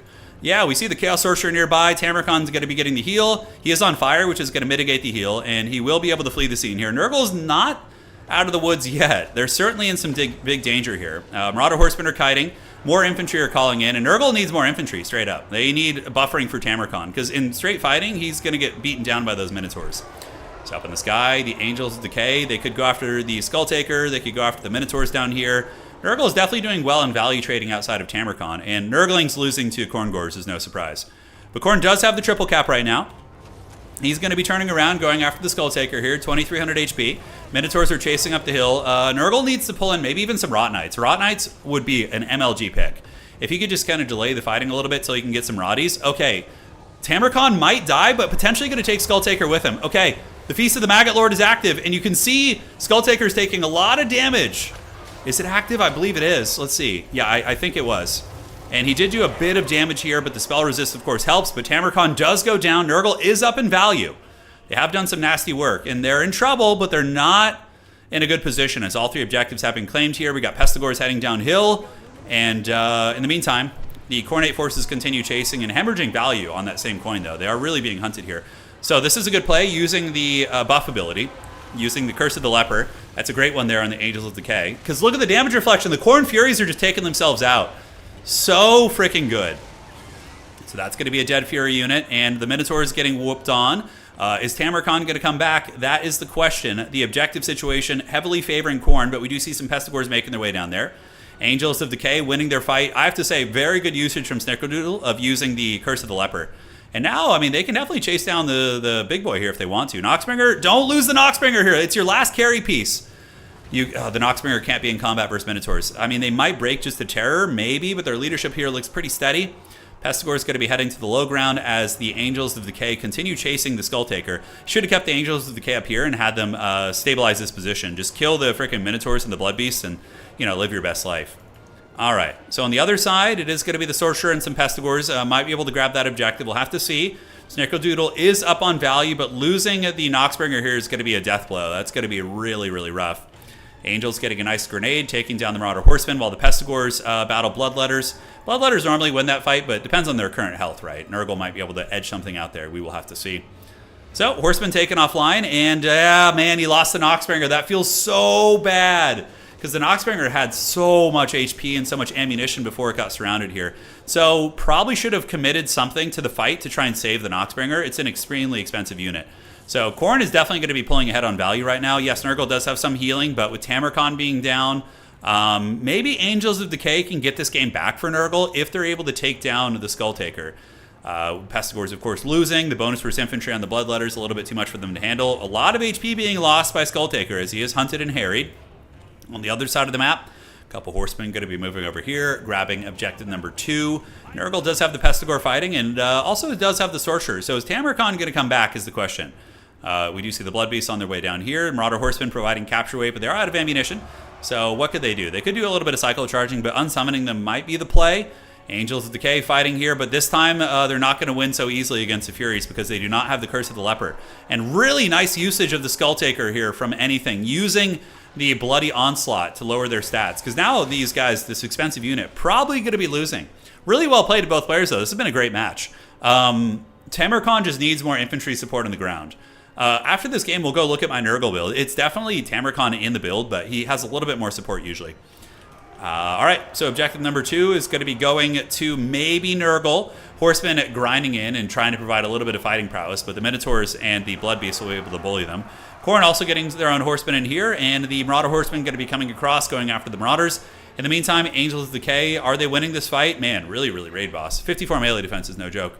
Pestigor's on their way down, and will we see the glorious return of Tamarcon? Probably not. He's a little bit too expensive. And where did the Skulltaker go? Is he fleeing over here? Did Skulltaker actually get killed by the Unholy Hand Grenades? No way. So let me look at the Khorne army here and see. So 62 leadership, and no, the Lord is still nearby. Okay, he's where the hell is... Oh, he's in the bushes. Okay. There he goes.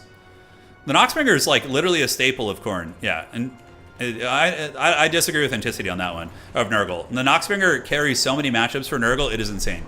Draining ammunition of enemy skirmishers, which is one of Nurgle's biggest weaknesses, is a big, big deal. It was clutch in my tournament wins I had with Nurgle. It was like one of my big centerpieces. Yeah. All right, so the mobility's on their way in. Plague Ogres, pretty good pick here. I like the Plague Ogres with the Fleshy Abundance. They will be able to put a whoop in here and take down the Blood Beasts, and also will trade pretty well into the Tattered Minotaurs. Not bad against infantry either. And does Nurgle have any objectives at the moment? They do not. They did lose this fight here. So unfortunately for these Plague Ogres, they're probably going to get dragged down by the Khorne Gores and the throwing weapons. Nurgle pressuring the middle of the map. And if the Skulltaker were to die, that would definitely be huge for Nurgle. Sitting at 1100 HP, healing in melee. We have Pestigors on the way down here to try and help out. Nurgle is going to be stealing the middle objective. Anything here with Skulltaker sitting at 900 HP. Pestigors also providing nice armor piercing. And may be able to get him here. Getting back up in the sky with the Angels of Decay and using the grenades would probably be a little bit of a quicker kill there, but not the end of the world. Pestigors, or excuse me, Plague Ogres, getting dragged down by the Marauder Horsemen here, so those guys going to be paying the troll toll. And yeah, they're getting it good.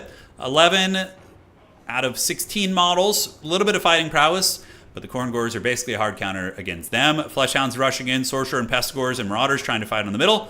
And ladies and gentlemen, it looks like that's going to probably be game over for the old Plague Father.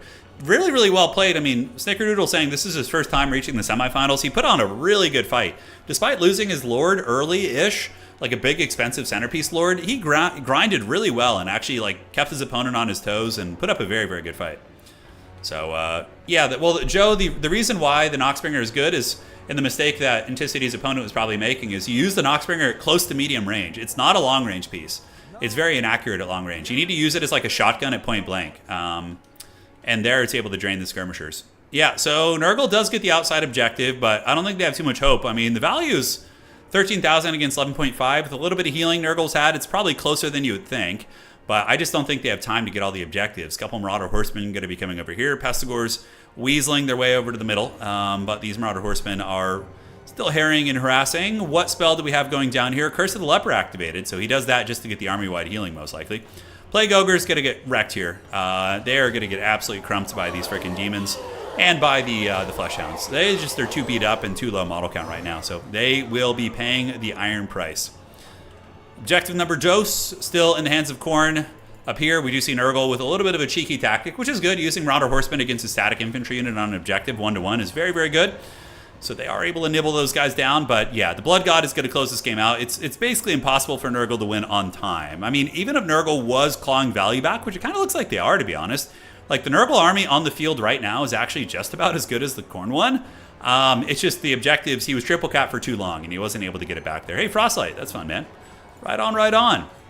So Bloodletter's going down, and on the top side, it is going to be Fleshhounds of Khorne coming to Ninja, the outside objective, and yeah, it's only another about 30 seconds here before the Blood God is going to be advancing on to the Grand Final. So it's going to be Khorne versus either Cathay or Dark Elves in the Grand Finals of today's tournament. We will find out what it's going to be here. Marauders with great weapons hustling down the hill, trying to help out. You know, they're giving it their all. They're giving it their best college try here, but it ain't going to be enough. 1482, 2 points per second here. Curse of the Leper going to be activated from Nurgle. Very good buff ability when they're actually being attacked by something. And, you know, armor in general is pretty good. GG, well played. Nice game to both players. Really, really badass. I love the Tamercon. I think he's very good in that matchup. But he just was surrounded by Minotaurs unsupported for too long. So now, Grand Finals. We'll see who's going to get there. Tammy did really good considering 1,700 value. Like, if Nurgle had actually kept the Noxbringer alive, I think he might have won that game. Like, if Nurgle hadn't lost the Noxbringer in that second wave, I think he wins the game. So if he had been able to save it in the backfield or something, you know, that's that. All right. Yeah, Minotaurs were able to really shine there from anything. And, yeah, really nice match. So, looking here, we do see the... if you want to see my Nurgle versus Khorne build, that I've had great success in beating... I even was able to beat Oishi with this build. Back in the day. It was a long time ago, though. I don't know. I don't think I beat him with it now. Okay, so let's see. Nurgle versus Khorne. You have two options. The Tamercon variant is like this.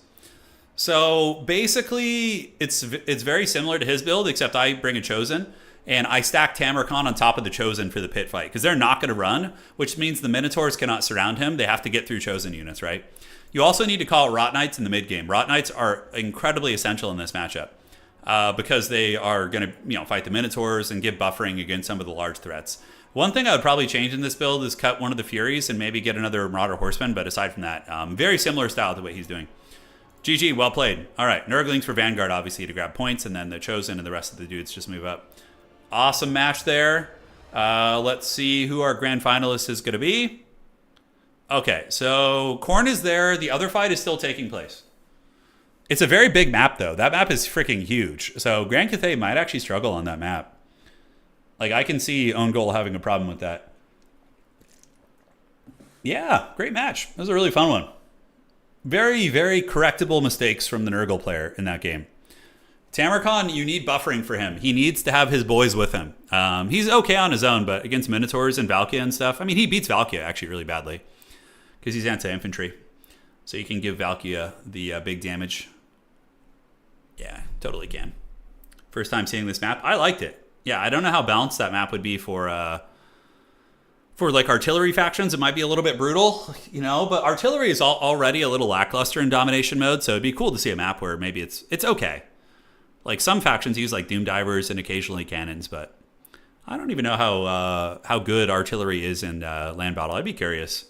I mean, in land battle, you have a lot of like boxes and defensive formations with artillery, and your opponent has to come to you because it counts as obeying the attacking rule. So that's probably the biggest asset of artillery is like it just forces your opponent to have to come to you, or else the rules will get you. You hate Khorne more than taxes? Damn, that's serious. Taxes are like super miserable. There's nothing like just seeing all your income go in the pits at the end of the year. All right, still waiting on the other one. Scarbrand is fun, yeah. You can use Scarbrand against Nurgle, but Angels of Decay can give him problems. You got to be careful with that. Okay. So where are we going? Refresh brackets. Still battling it out, man. Probably real sweaty. I bet you Own Gold did like a build. You can't really build up with Grand Cathay, though. I think they're more of a faction that needs to get up and contest the objectives quickly. A random question, are Way Watchers better than Sisters? Yeah, I would say so. Way Watchers have stock, which means your opponent doesn't see them coming and they alpha strike things. Yeah. Sisters of Avalorn are good. It's quite bad in land battle. You generally can rush it before it gets its value back. Yeah, makes sense. Makes sense, Shepardors. I mean, I remember casting land battle for freaking years, and artillery was always like niche. Like occasionally you would see like one cannon. You know, I feel like anything more than one artillery piece is very hard to defend against like good rush players in general. Yeah, that would be my 2 cents. I'm the map maker. I have a rework in progress, which would make it more balanced. I love the map space, Pope. You did a great job with it. It is an awesome freaking map. The aesthetic of it is great. I don't even mind the hill. Like, you could even keep the original version and do like a name it something a little bit different, so we have both. But yeah, it's a great map. Even versus AI, I struggled to protect artillery mass air. Yeah, it takes some practice. It takes some practice. Okay, so let's refresh this. Yeah, still duking it out. Let's see. Damn. Oh, Cathay was defeated. Own goal was defeated by the Dork Elves. Try. So let's go ahead. We have Khorne versus the freaking Dark Elves in the finals. So finals, here we go. Grand Cathay was defeated by this Dark Elf Dark Horse here today. Okay, so let me get the Dark Elf player. His name was, I forget his name. Daniken, I think is what it was. Okay, and then we have anything. All right, awesome sauce. Says, hell yeah. I say hell yeah right back at you. What map do we have for the finals, by the way? We have a big one, Scalendir's Cave. One of my favorite maps, actually. I really love this map. It's really nice. And it's by Bob That Builder. Yeah. Classic own goal. And I know he scored on his own goal. All right, Khorne versus Dark Elves. This is interesting. I don't know what to expect. Kane versus Khorne. Yeah, but two very violent deities fighting it out. The hill is staying. It's just going to be not as vertigo-inducing for some people. Got it. It is time for the grand finals. Let's have a good time and let's party. So what campaigns have you guys been playing? Yeah, Dark Elves in a final. I know. It's awesome. Oh, it's a mighty champion of the Rat Clan also. So one of the big major clans in Total War Competitive. We have the Rat Clan and RTK, of course, and then Anticity representing ODM proudly. Going hard. I haven't seen this matchup in ages, Phantom. I don't think so. I don't think Dark Elves can safely bring Dark Shards against Khorne. Maybe. I would expect Dark Elves to use, if any shooting, it would be Dark Riders with crossbows or Medusas. Medusas are actually quite solid in this matchup. They can wreck the Khorne infantry at range. Oh, I'm glad you had fun with the Age stream yesterday. It was a good time. Always good to be back with some Age of Empires. Yeah. So, Khorne versus Kane.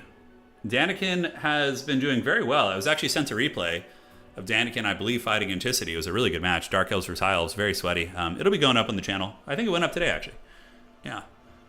I think we put that one up today. Tomorrow we have the beginners video going up. I just need to do a thumbnail tonight. And it'll be a video on the factions I recommend for beginners. You threw that game. It's okay, Snickerdoodle. All your mistakes you made are correctable. So Tamarcon against Khorne, you need to have some heavy infantry underneath him or nearby that you can retreat to. If he's isolated by Minotaurs, or he's going to get whooped on. You played very well considering. So consider like some Chosen, for example. Like Chosen Great Weapons are nice. You could also do Exalted Plague Bearers if you want to, but I like the Chosen myself. Dark Elves boil tea water in the microwave. Yeah. Let's go. They know the American way, huh? They boil tea water. I've done that before. Honestly, before I married a lovely European woman, I used to microwave my water to heat it up at times when I was in college and stuff. Yeah, it is what it is. It tastes the same, really. I think it does.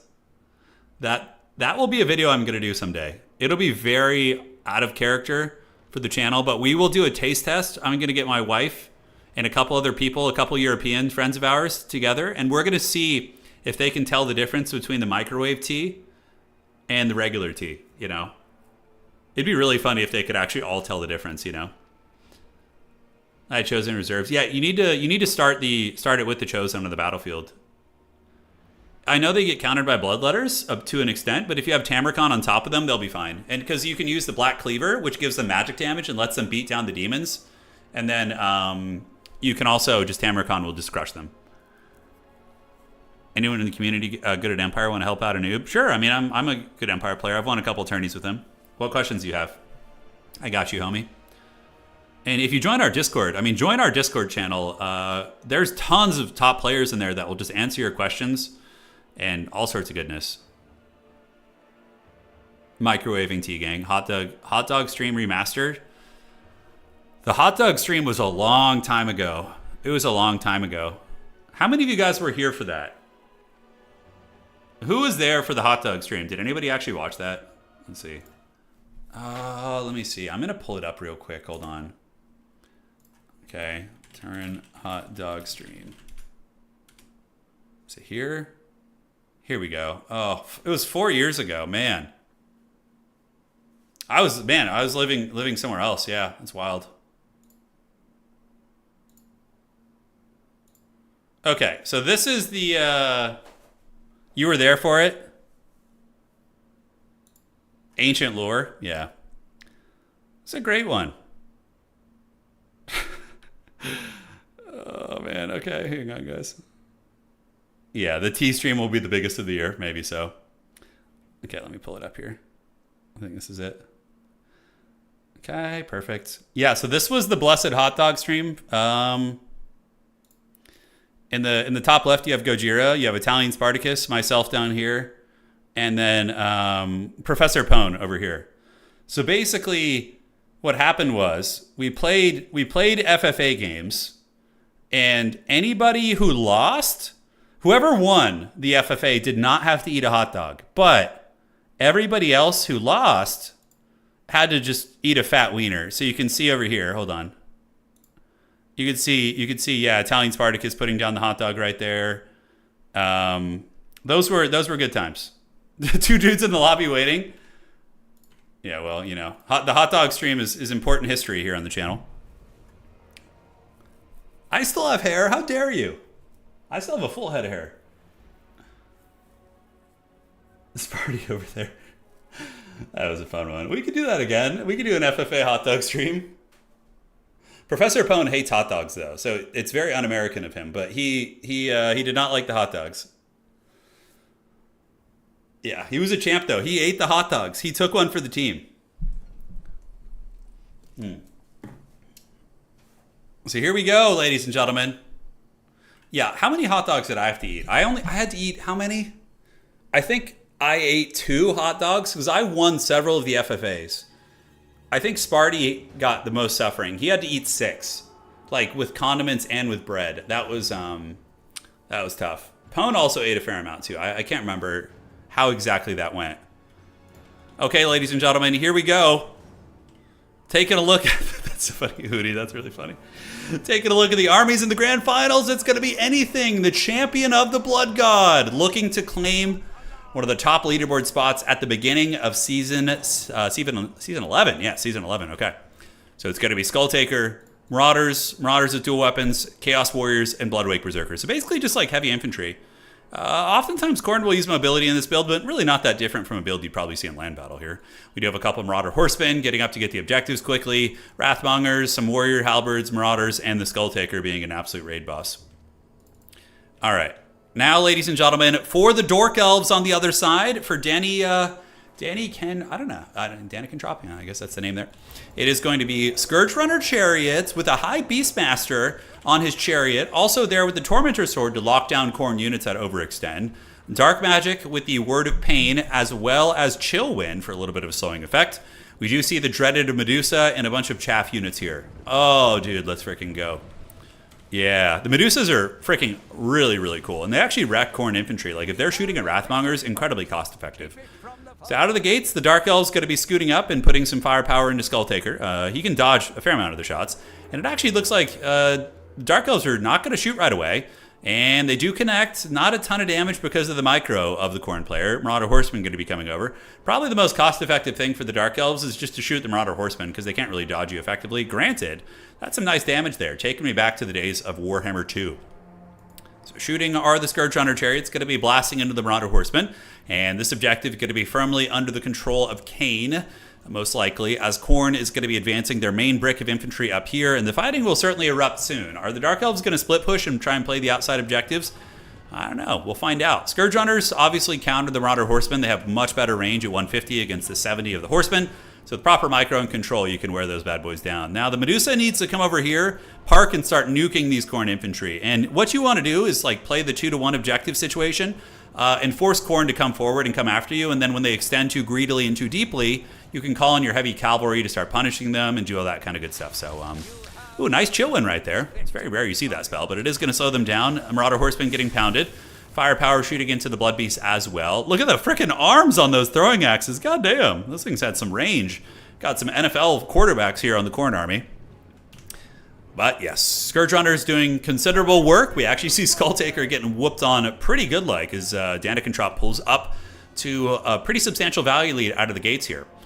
So on the front side here, we do see a lot of bleak swords and infantry just kind of standing idle, but we don't care about too much. We just want to see what this thing does. So the Siren of Red Ruin, I don't think it started shooting yet. It hasn't been given the order. It's actually not on fire at will, but there it goes. So yeah, nice damage there. Picks off no models, I don't believe, but does a lot of HP damage.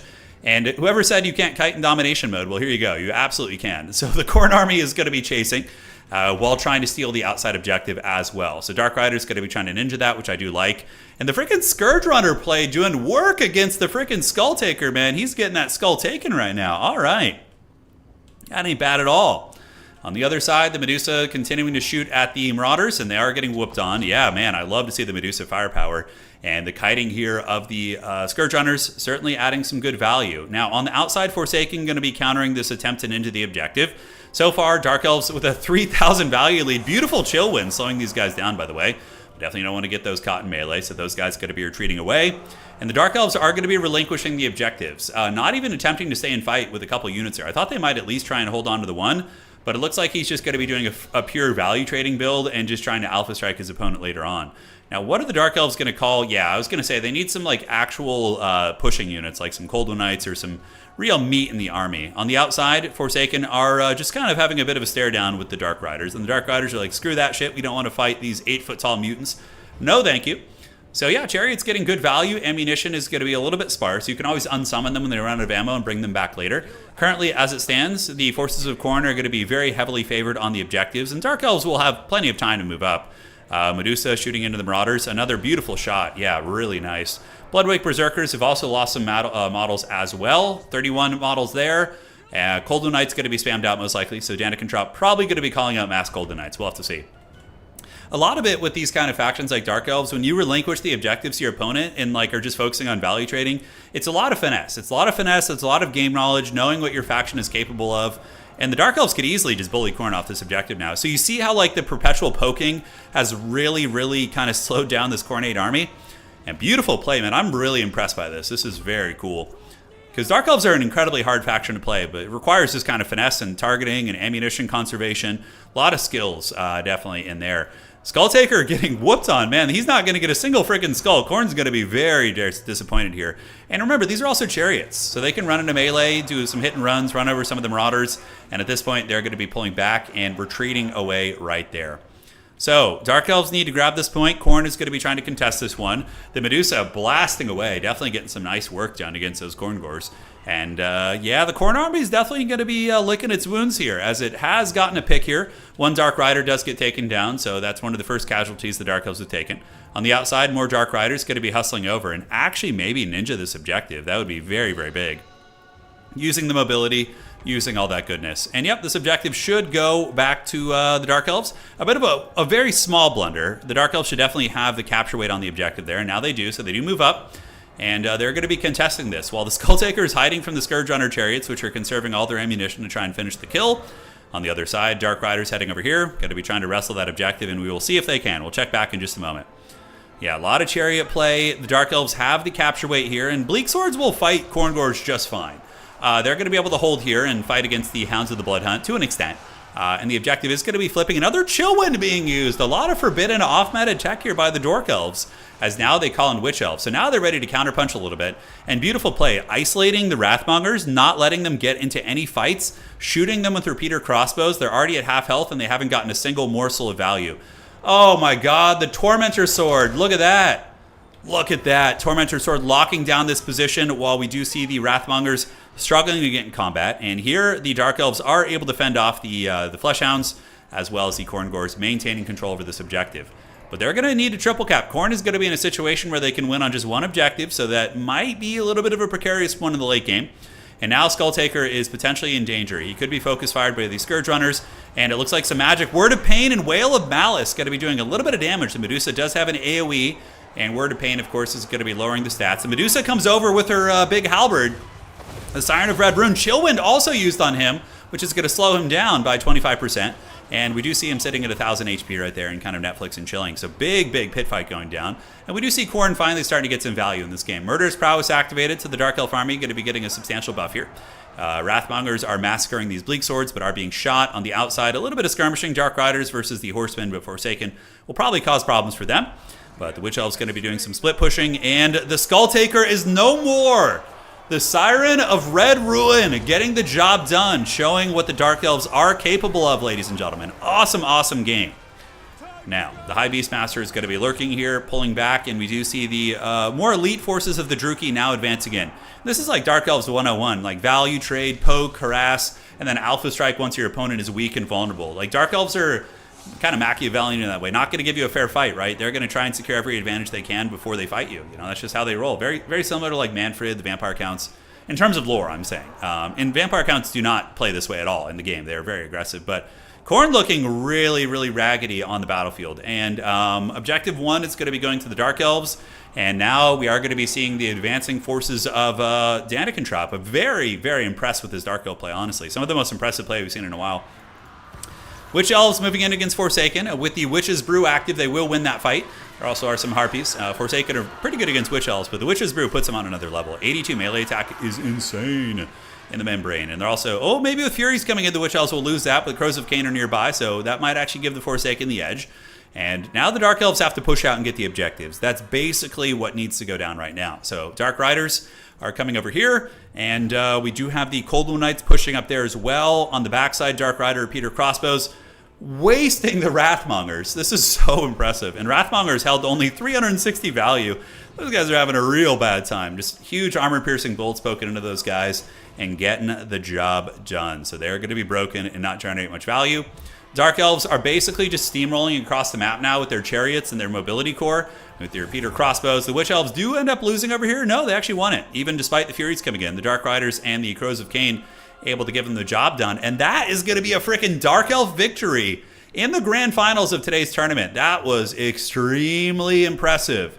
Extremely impressive. My goodness. One of my favorite games we've seen in some time. So here we do have the Bleak Swords pushing away the Khorngors. Khorne's last bastion here. That's going to be a good sword of Khorne. Anything going out on their shield like a true Valkyrie of Khorne. Beautiful one right there. But that objective still is going to be going to the Dark Elves most likely, as the Witch Elves do endure the Sword of Khorne.